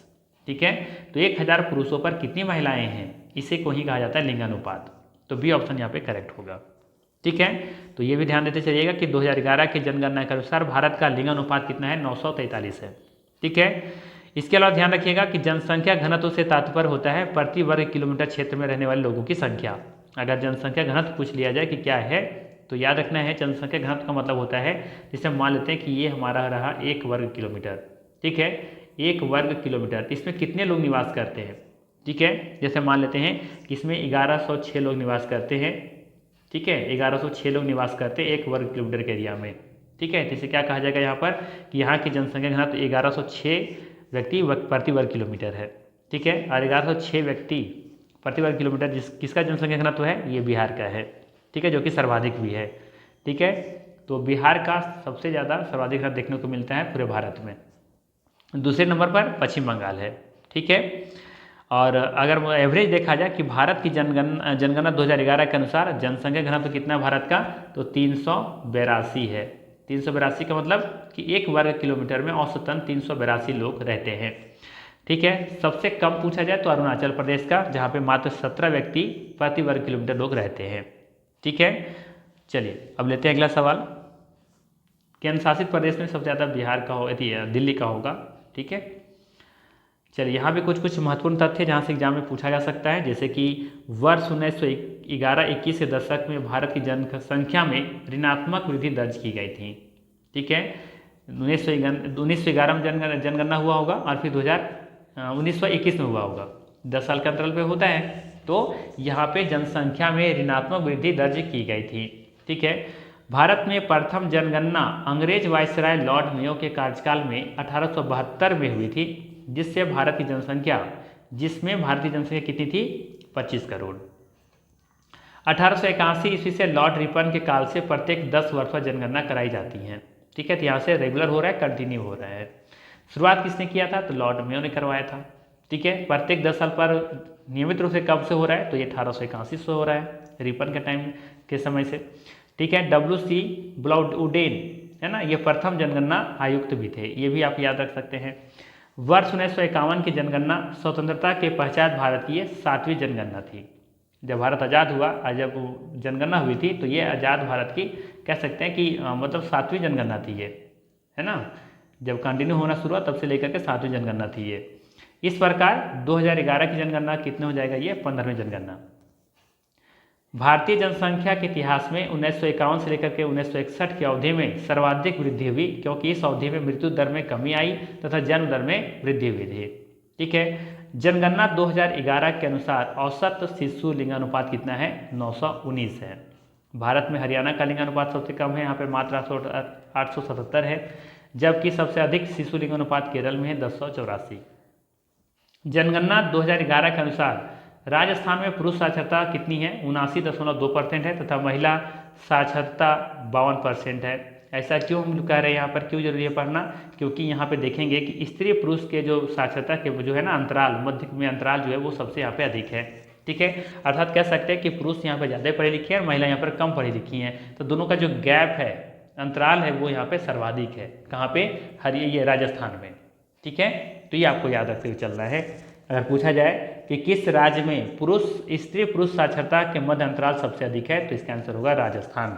ठीक है, भारत की जनगणना 2011 के अनुसार उत्तर प्रदेश की जनसंख्या सर्वाधिक है, इतना यहाँ पर है 19,98,12,341, जबकि भारतीय कुल जनसंख्या कितना है, भारतीय कुल जनसंख्या का कितना है, तो ये 16.51% है। इसके पश्चात क्रमशः आता है महाराष्ट्र का, तीसरे नंबर पर आता है बिहार का। ठीक, भारत में सर्वाधिक आबादी वाला शहर कौन सा, मुंबई है, इसके बाद दिल्ली, चेन्नई और कोलकाता का स्थान आता है। वहीं बात करें बिहार राज्य का ग्रामीण जनसंख्या का प्रतिशत सर्वाधिक है, जबकि उड़ीसा दूसरे और उत्तर प्रदेश तीसरे स्थान पर है, तो ये भी अपने आप में महत्वपूर्ण हो गया। जनगणना 2011 के अनुसार धार्मिक समूहों में सर्वाधिक साक्षरता दर वाला कौन सा धर्म है, तो जैन धर्म का है, यानी कि हिंदू मुस्लिम सिख ईसाई जितने भी धर्म के लोग हैं उसमें सबसे ज़्यादा पढ़े लिखे कौन सा धर्म के लोग हैं, तो जैन धर्म के लोग हैं। ठीक है, भारत में जैन धर्म, माफ कीजिएगा, भारत में धर्म के आधार पर जनसंख्या का आरोही क्रम इस प्रकार है, सबसे ज़्यादा हिंदू मुस्लिम फिर सिख फिर ईसाई, जैसे हम लोग बोलते हैं ना भारत में हिंदू मुस्लिम सिख ईसाई आपस में भाई भाई, तो इसी तरीके से याद हो गया यहाँ पे हिंदू मुस्लिम सिख ईसाई इसी तरह से क्रम में ही है, फिर बौद्ध फिर जैन और फिर पारसी। ठीक है, तो ये जनसंख्या का आरोही क्रम है। ठीक है, चलिए अगला सवाल लेते हैं। अगला सवाल है, बिहार के किस जिले में गेहूं का उत्पादन सर्वाधिक होता है, बताना है। बिहार के किस जिले में गेहूं का उत्पादन सर्वाधिक होता है। ऑप्शन है भोजपुर, रोहतास, पूर्वी चंपारण, एक से अधिक उपर्युक्त में से कोई नहीं। सही आंसर है इसका रोहतास। बिहार आर्थिक समीक्षा 2021-22 के अनुसार रोहतास जिले में गेहूं का उत्पादन सर्वाधिक होता है। इसके बाद कैमूर का आता है नाम, फिर पश्चिम चंपारण और उसके बाद फिर पूर्वी चंपारण। ठीक है, इसके अलावा ध्यान रखिएगा बिहार में अगर पूछा जाए गन्ना उत्पादक में सबसे ज़्यादा या फिर अग्रणी जिला कौन सा है, तो बिहार में प्रमुख गन्ना उत्पादक जिलों में पश्चिम चंपारण का सबसे पहले नाम आता है। ठीक है, पश्चिमी चंपारण। इसके बाद नाम आता है पूर्वी चंपारण, गोपालगंज और मुजफ्फरपुर। ठीक है, यहाँ पे मेरे पास लिस्ट है, यहीं पर देख लेते हैं, है ना। देखिए यहाँ पर बिहार में प्रमुख गन्ना उत्पादक जिलों में पश्चिमी चंपारण का अग्रणी स्थान है। इसके बाद नंबर आता है पूर्वी चंपारण और गोपालगंज मुजफ्फरपुर का। जबकि बिहार में रोहतास जिले में धान का उत्पादन सर्वाधिक होता है। बिहार के भागलपुर जिले में रेशमी वस्त्र का उत्पादन सर्वाधिक होता है और बिहार के मुजफ्फरपुर जिले में मक्का का उत्पादन सर्वाधिक होता है। ठीक है, तो यहाँ से सभी अपने आप में महत्वपूर्ण है। मक्का याद रखिएगा, रेशमी वस्त्र याद रखना है। ठीक है, और यहाँ से धान याद रखिएगा। ठीक है, और गन्ना याद रखिएगा और एक की ध्यान रखना है गेहूँ। ठीक है, तो ये 5 प्रश्न यहाँ से आपको याद रखनी है कि इसमें उत्पादन में सर्वाधिक अग्रणी जिला कौन है। ठीक है, तो धान में अग्रणी हो जाएगा रोहतास, रेशमी वस्त्र में भागलपुर, मक्का का उत्पादन सर्वाधिक कौन कर रहा है, मुजफ्फरपुर। ठीक है, जबकि गन्ना का सर्वाधिक या फिर सबसे अग्रणी उत्पादक जिला कौन सा है, पश्चिमी चंपारण। ठीक है, गेहूं में देखेंगे तो यहाँ पे हो जाएगा रोहतास। ठीक है, तो ये मुख्य रूप से आपको याद रखना है। ठीक है, तो यहाँ से आप लोग क्या कीजिएगा, एक नोट्स बना लीजिएगा, है ना, जैसे कि लिखिएगा सबसे पहले रोहतास। ठीक है, रोहतास। ठीक है, तो यहाँ सब लिख सकते हैं गेहूँ। ठीक है, गेहूँ और यहाँ पे धान, ये दोनों के उत्पादन में सबसे आगे है रोहतास जिला। ठीक है, उसी तरीके से हम लोग बात कर लेते हैं गन्ना में, तो ये पश्चिमी चंपारण, यहाँ लिख लीजिएगा पश्चिमी चंपारण डैश दे करके यहाँ पर गन्ना। तो एक थोड़ा सा शॉर्ट नोट्स बना लीजिएगा, या तो फिर हम इसी PDF में इसे शॉर्ट में लिख देंगे ताकि आप आसानी से समझ सके जल्दी से एग्जाम के टाइम में। ठीक, चलिए कुछ और भी महत्वपूर्ण तथ्य यहाँ पर देख लेते हैं जल्दी से। बिहार की कोसी नदी अपना मार्ग परिवर्तित करने के लिए कुख्यात है। अपने मार्ग परिवर्तित करने की इस प्रवृत्ति के कारण कोसी नदी को बिहार के शोक की संज्ञा प्रदान की गई है।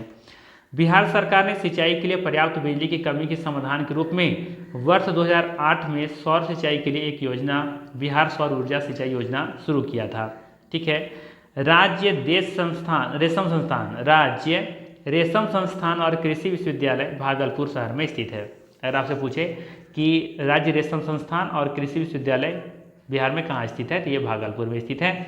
वहीं बात करें दामोदर नदी घाटी परियोजना भारत सरकार की सर्वप्रथम बहुउद्देशीय नदी घाटी परियोजना है और ये स्वतंत्र भारत की है। दामोदर घाटी निगम की स्थापना तत्कालीन बिहार एवं पश्चिम बंगाल राज्यों में विस्तृत दामोदर घाटी के संयुक्त विकास के उद्देश्य से दामोदर घाटी अधिनियम के तहत 7 जुलाई 1948 को की गई थी। कब की गई थी? 7 जुलाई 1948 को। मक्का के कुल उत्पादन के मामले में देश में बिहार दूसरे स्थान पर है, जबकि तमिलनाडु पहले स्थान पर है। ठीक है, मक्का के कुल उत्पादन में देश में बिहार दूसरे स्थान पर है, जबकि तमिलनाडु पहले स्थान पर है। ठीक है, जबकि बिहार में अगर पूछ लिया जाए तो बिहार में आप देखेंगे मुजफ्फरपुर जिला में सर्वाधिक उत्पादन होता है मक्का का। ठीक है ना। आगे देखिए, त्रिवेणी नहर पश्चिमी चंपारण के भैंसा लोटन नामक रगन से पानी की आपूर्ति लेती है। वर्ष 1909 में त्रिवेणी नहर को बिहार के चंपारण जिले में सिंचाई के लिए गंडक नदी के बाएं तट से निकाली गई। त्रिवेणी नहर पश्चिमी चंपारण के भैंसा लाटेन, वो तो लग रहा है सेम पॉइंट आ गया यहाँ पे। ठीक है, सेम ही पॉइंट है। आगे देखिएगा, बिहार के सोमेश्वर श्रेणी की ऊंचाई 875 मीटर है। सोमेश्वर श्रेणी पश्चिमी चंपारण में स्थित पहाड़ियों की एक श्रृंखला है। सोमेश्वर श्रेणी बिहार में एक महत्वपूर्ण प्राकृतिक व सांस्कृतिक स्थल है।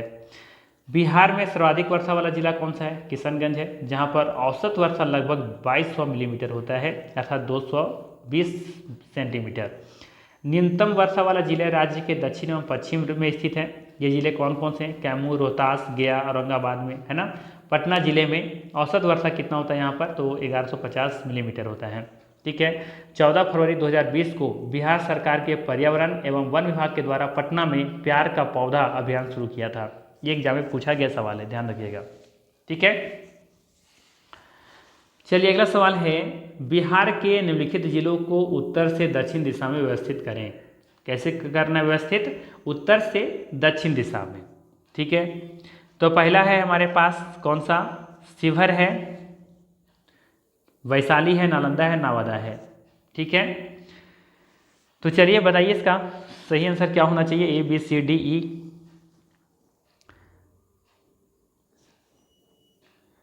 तो यहाँ पे ध्यान से देखेंगे तो बोला क्या गया है, उत्तर से दक्षिण की तरफ क्रम लगानी है। ठीक है, ऐसे लगाना है, इस तरीके से ऊपर से नीचे की तरफ चलना है आपको। ठीक है, तो देखिए सबसे पहले हम बात करते हैं नवादा के बारे में। तो नवादा देखेंगे कि झारखंड से सटा हुआ एक जिला है नवादा, जहाँ पर ककुलत जलप्रपात भी है नवादा। तो ये तो सबसे दक्षिण में ही होने वाला है। ठीक है, इसके ऊपर देखेंगे नालंदा है ना, नालंदा यूनिवर्सिटी के बारे में नाम सुने होंगे। तो ठीक नवादा के ऊपर आपको देखने को मिलेगा नालंदा। ठीक है, हम बात करें वैशाली के बारे में, तो नालंदा के ठीक ऊपर में वैशाली है, जो कि पटना से सटा हुआ एक जिला है, पटना से सटा हुआ जिला है वैशाली। ठीक है, तो ये हो जाएगा वैशाली इसी के ऊपर। और एक और है शिवहर, जो कि ये बिहार का सबसे छोटा जिला भी है, तो ये सबसे ऊपर में है। अर्थात ये देखेंगे कि सबसे उत्तर में मतलब कह सकते हैं कि सीतामढ़ी तरफ, आई थिंक सीतामढ़ी के बगल में ही है ये। अर्थात हम कह सकते हैं कि नेपाल से लगभग लग सटा हुआ ये जिला है एक शिवहर। ठीक है, तो ये देख सकते हैं यहाँ से क्रम ही लगाना चाहे तो 1 2 3 4, 1 2 3 4 के क्रम में ही है। अर्थात यहाँ पे बी ऑप्शन क्या होगा, सही होगा। ठीक है, वैसे तो आप तुक्का भी नहीं लगा पाते, क्योंकि देखिए यहाँ पर नालंदा, ये जो आपका नवादा है ना, बिल्कुल ये देखेंगे तो यहाँ से सभी क्या है, 4 में दे रखा था। ठीक है, हाँ इसके बाद लगा सकते थे, जैसे कि पहले नंबर पर क्या दिया, शिवहर दे दिया है, तो शिवहर हम लोग जानते हैं कि उत्तर में, इसके पहले नवादा से ठीक ऊपर में क्या होना चाहिए, नालंदा होना चाहिए, ना कि शिवहर। ठीक है, तो लगा सकते थे वैसे। ठीक है, चलिए अब यहाँ पर मैप पर देखने को कोशिश कीजिए, समझने का प्रयास कीजिए। देखिए हमने कहा ना यहाँ पे कि एक जो आपका नवादा है वो सटा हुआ है किससे, झारखंड से। ठीक है, और झारखंड से कुल मिलाकर के 8 जिले लगते हैं। 8 जिलों का नाम आपको याद रखना है, जिसे लगता है एक रोहतास, औरंगाबाद, गया, नवादा, जमुई, बांका, भागलपुर और एक कटिहार। ये 8 जिले देखेंगे झारखंड के साथ लगते हैं। ठीक है, किशनगंज के साथ 3 जिले, ये माफ़ कीजिएगा, पश्चिम बंगाल के साथ 3 जिले लगते हैं। कौन कौन, किशनगंज, पूर्णिया, कटिहार। वहीं उत्तर प्रदेश के साथ 8 जिले लगते हैं। कौन कौन, पश्चिम चंपारण, गोपालगंज, सिवान, सारण, भोजपुर, बक्सर, कैमूर और एक ये रोहतास। तो ये 8 जिले हो गए। वहीं नेपाल से भी कितने जिले लगते हैं, तो यहाँ से 7 जिले लगते हैं। कौन कौन, पश्चिम चंपारण, पूर्वी चंपारण, शिवहर नहीं लगेगा, सीतामढ़ी, ठीक है, मधुबनी, सुपौल, अररिया और किशनगंज। यहाँ पे किशनगंज में देखेंगे कि सर्वाधिक वर्षा भी होती है, और ये बिहार का देखेंगे तो सबसे पूर्वी जिला यहीं पर है, ये पूर्वी जिला है बिहार का, और यहाँ पे सर्वाधिक वर्षा भी होती है। ठीक है, ये ध्यान रखना है। और इसके बाद देखेंगे कि ये जो है ये सबसे उत्तरी जिला है पश्चिम चंपारण, और ये सबसे बड़ा जिला भी है बिहार का। सबसे बड़ा जिला कौन सा है, पश्चिम चंपारण। ठीक है, और ये सबसे बड़ा जिला है, और ये सबसे बड़ा उत्तरी जिला भी है। अगर पूछा जाए सबसे उत्तरी जिला कौन सा है, तो क्या बताएंगे, पश्चिम चंपारण। सबसे पूर्वी पूछा जाए तो किशनगंज। ठीक है, वहीं आते हैं नीचे, पश्चिमी जिला पूछा जाए तो कैमूर हो जाएगा आपका, और दक्षिणी जिला पूछा जाए तो गया हो जाएगा। ठीक है, दक्षिणी जिला गया हो जाएगा, सबसे दक्षिणी जिला गया है, आपको याद रखना है। ठीक है, अब देखिए बात करते हैं हम लोग क्रम से लगाने के लिए। तो ये पहला पूछा गया था नवादा के बारे में, फिर उसी के बाद देखिए नालंदा है, फिर उसी फिर है आपका वैशाली। ठीक है, नालंदा वैशाली के बीच में वैसे पटना जिला है। इसी के ऊपर आप देखेंगे तो शिवहर है, जो कि हमने कहा था सीतामढ़ी वगैरह से सटा हुआ है। तो ये लगभग नेपाल के पास में स्थित है, लगभग सटा हुआ तो नहीं कह सकते, लेकिन पास में ही है। ठीक है, तो ये इसका क्रम था ऐसा, उत्तर से दक्षिण की तरफ। बात समझ में आया। इसके अलावा इन सब फैक्ट को आपको याद रखनी है कि नेपाल से कितना जिला सटा हुआ है, झारखंड से कितना सटा हुआ जिला है, उत्तर प्रदेश से कितना संलग्न है, और पश्चिम बंगाल से कितने जिले लगते हैं और कौन जिले लगते हैं। ठीक है, तो देखिए शिवहर सबसे छोटा जिला है, और सबसे बड़ा जिला पश्चिम चंपारण। ठीक है, इस बात सबसे पूर्वी जिला कौन सा, किशनगंज, यहीं पर सर्वाधिक वर्षा भी होता है। ठीक है, और इसके अलावा ध्यान रखिएगा यहाँ पर कौन सा याद रखना है, सबसे पश्चिमी जिला कैमूर को, और सबसे दक्षिणी जिला गया को याद रखना है। ठीक है, इसके अलावा इधर आप ध्यान रखिएगा, तो यहाँ भी बहुत कुछ पॉइंट दिया गया है, इस सब PDF में आप लोगों को पढ़ना है। कुल क्षेत्रफल कितना है बिहार का, उत्तर से दक्षिण की लंबाई कितना है, पूरब से पश्चिम की लंबाई कितना है। ठीक है, और पूरे यहाँ पर देशांतर अक्षांशों की अक्षांशीय रेखा कितना है, देशांतर की रेखा कितना है ना, ये भी आपको याद रखना है। तो ये सब कुछ यहाँ पर दिया गया है, इसको आप लोग जरूर देखिएगा एक बार PDF फाइल में, है ना। तो चलिए अब लेते हैं अगला सवाल। अगला सवाल है, त्रिवेणी नहर का निर्माण निम्नलिखित में से किस नदी पर किया गया है। त्रिवेणी नहर का निर्माण निम्नलिखित में से किस नदी पर किया गया है। ऑप्शन है कोसी, सोन, गंडक, एक से अधिक होगा या फिर उपरोक्त में से कोई नहीं। सही आंसर हो जाएगा गंडक।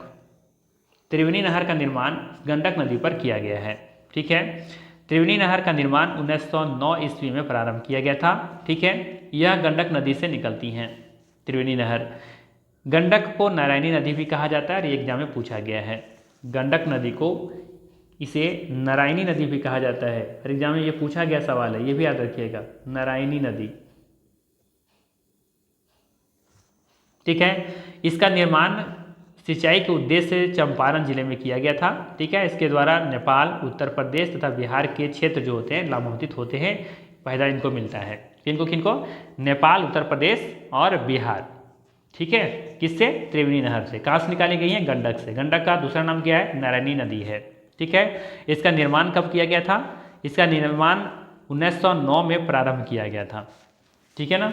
चलिए अगला सवाल रहेगा आपके लिए, बिहार के निम्नलिखित में से किस जिले में सोना पाया जाता है। ऑप्शन है मुंगेर, सिवान, सारण, एक से अधिक होगा या फिर उपरोक्त में से कोई नहीं। सही आंसर है इसका ई ऑप्शन, उपरोक्त में से कोई नहीं। सही आंसर है जमुई जिला। बिहार के जमुई जिले में सोना पाया जाता है। ठीक है, ध्यान दीजिएगा, 21 फरवरी 1991 ईस्वी को जमुई जिले का गठन मुंगेर से अलग करके किया गया था। इसका क्षेत्रफल कितना है, 3122 वर्ग किलोमीटर।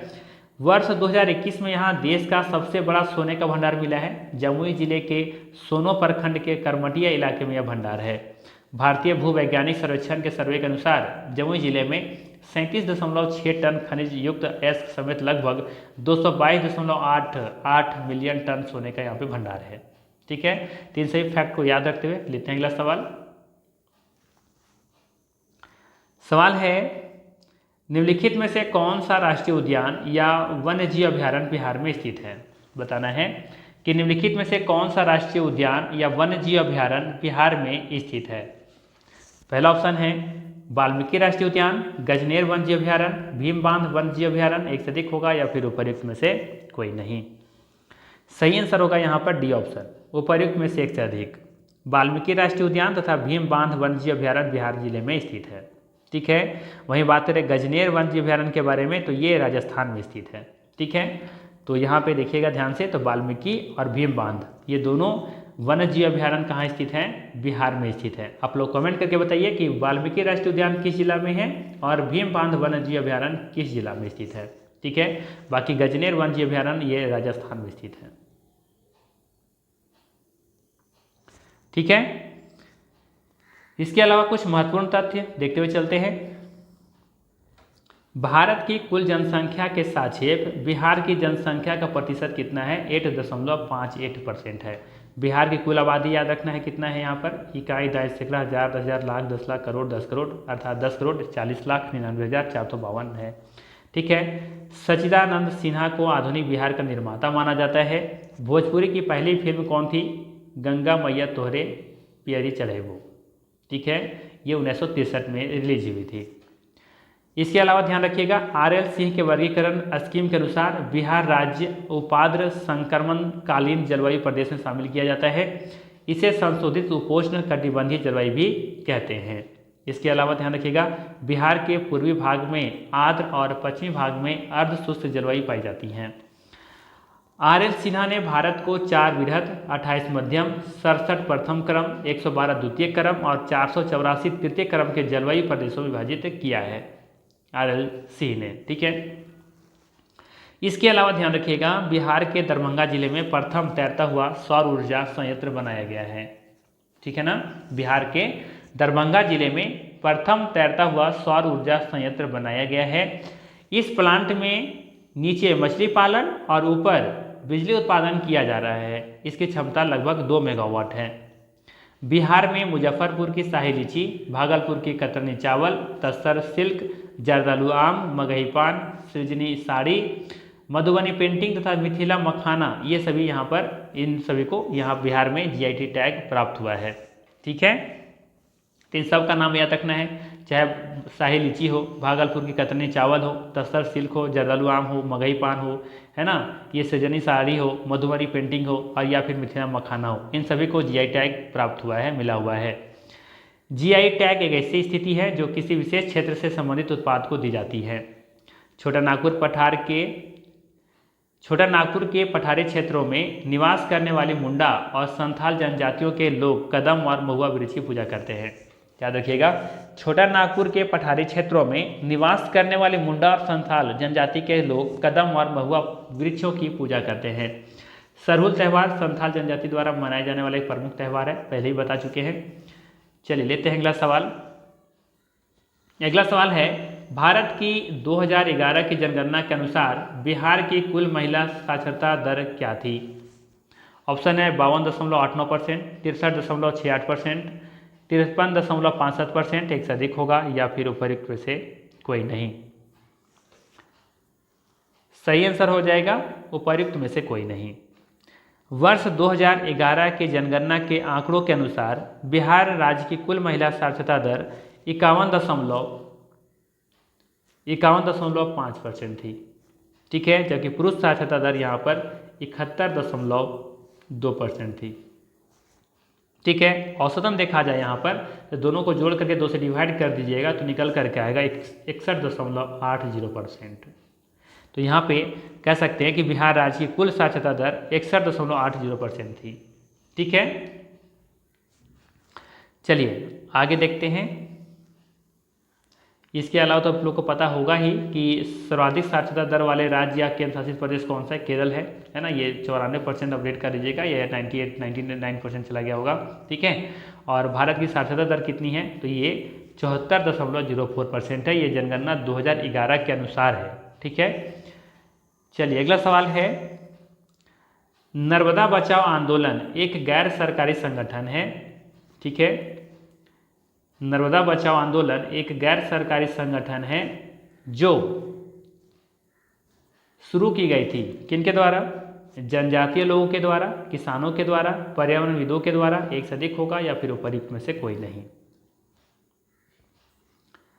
सही आंसर है डी ऑप्शन। ठीक है, यहाँ पे एक से अधिक कथन सही है, अर्थात कह सकते हैं तीनों कथन सही है।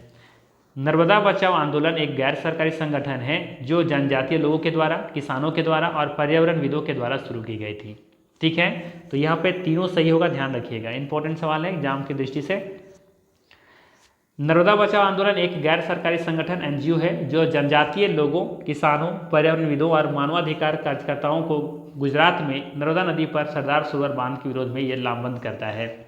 मूल रूप से शुरू में यह आंदोलन जंगलों के बांध के पानी में डूबने जैसे पर्यावरणीय मुद्दों पर केंद्रित था, लेकिन हाल ही में इस आंदोलन का लक्ष्य हो गया है बांध से विस्थापित गरीब लोगों को सरकार से संपूर्ण पुनर्वास सुविधाएं दिलाना।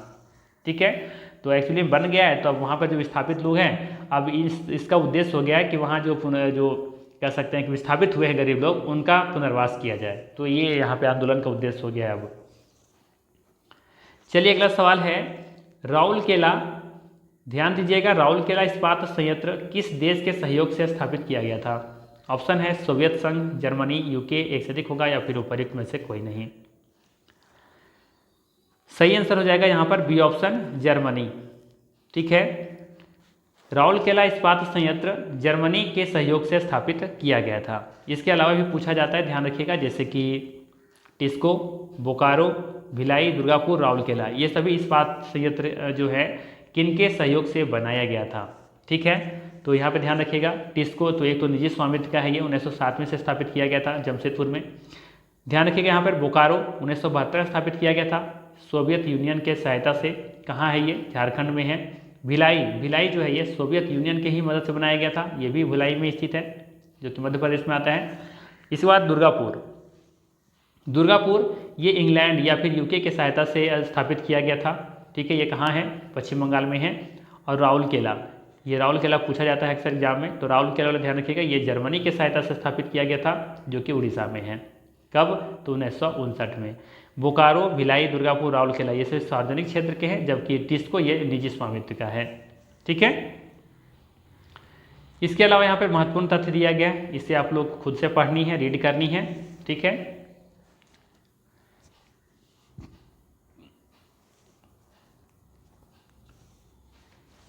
चलिए अगला सवाल है, भारत में ज्वारीय ऊर्जा उत्पन्न करने की आदर्श दशाएं उपस्थित हैं। भारत में ज्वारीय ऊर्जा उत्पन्न करने की आदर्श दशाएं उपस्थित हैं। कहाँ पर? खंबाती खाड़ी, कच्ची खाड़ी, पश्चिम बंगाल में सुंदरवन क्षेत्र में गंगा का डेल्टा, एक से अधिक होगा या फिर उपयुक्त में से कोई नहीं। सही आंसर हो जाएगा इसका डी ऑप्शन, उपयुक्त में से एक से अधिक। ठीक है, खंबाती खाड़ी, कच्ची खाड़ी और पश्चिम बंगाल में सुंदरवन क्षेत्र में गंगा के डेल्टा, ये सभी जगह ज्वारीय ऊर्जा उत्पन्न करने के आदर्श दशाएं यहाँ पे उपस्थित हैं। डी ऑप्शन करेक्ट होगा यहाँ पर। ध्यान दीजिएगा, भारत में खंबाती खाड़ी, कच्ची खाड़ी तथा पश्चिमी तट पर गुजरात में और पश्चिम बंगाल में सुंदरवन क्षेत्र में गंगा के डेल्टा में ज्वारीय तरंगों द्वारा ऊर्जा उत्पन्न करने की आदर्श दशा यहाँ पे उपस्थित है। भारत में पवन ऊर्जा फार्म की विशालतम पेटी कहाँ पर है?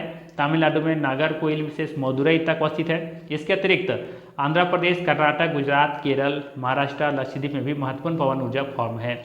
नागरकोइल और जैसलमेर देश में पवन ऊर्जा के प्रभावी उपयोग के लिए जाने जाते हैं। ठीक है, चलिए क्वेश्चन नंबर आ गए हैं हम लोग अंतिम पड़ाव पर 40 की तरफ। चलिए देख लेते हैं क्या है सवाल।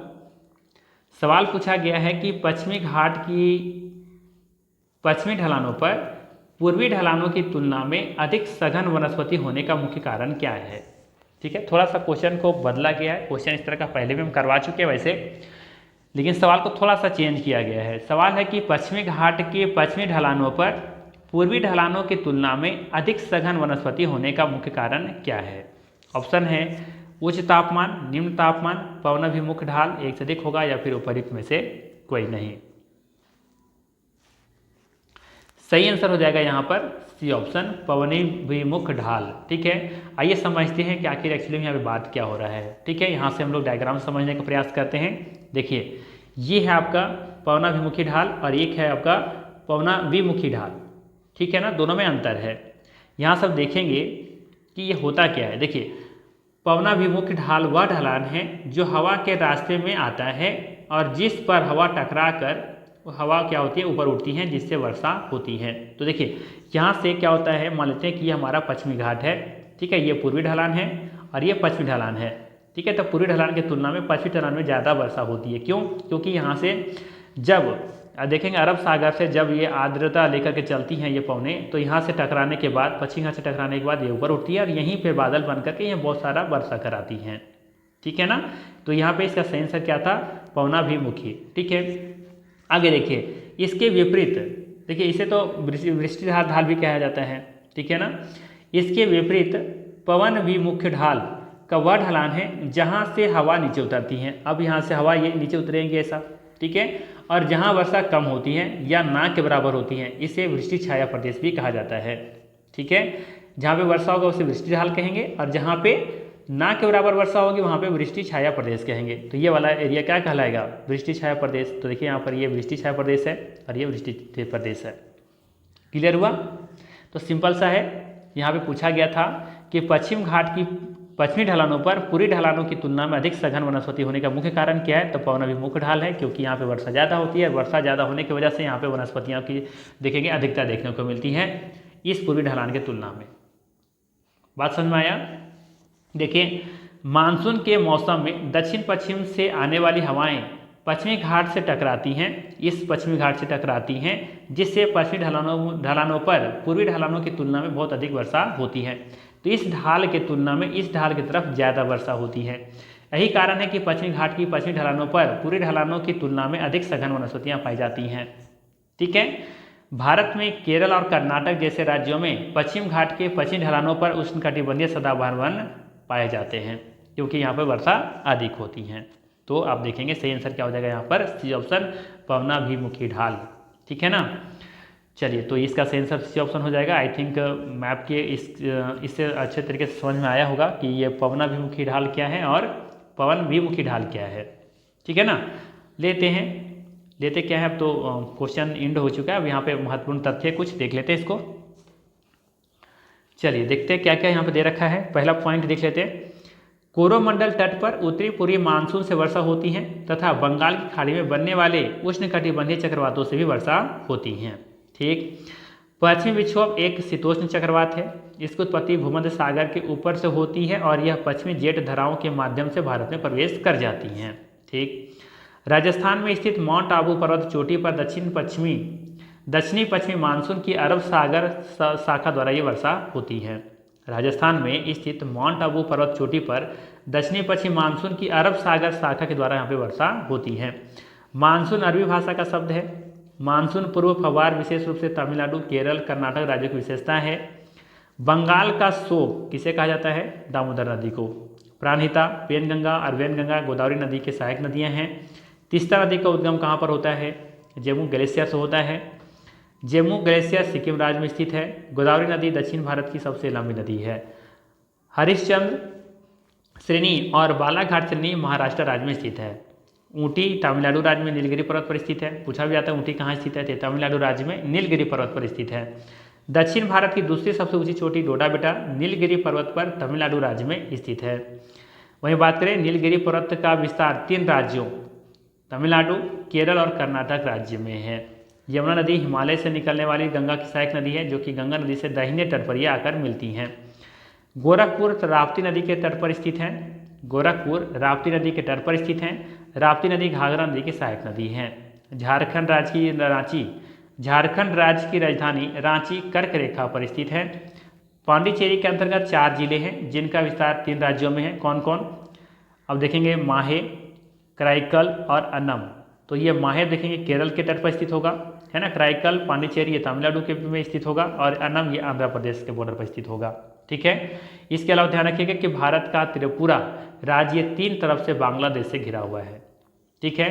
तो ये था महत्वपूर्ण प्रश्न, 40 प्रश्न और इसके अलावा महत्वपूर्ण तथ्य।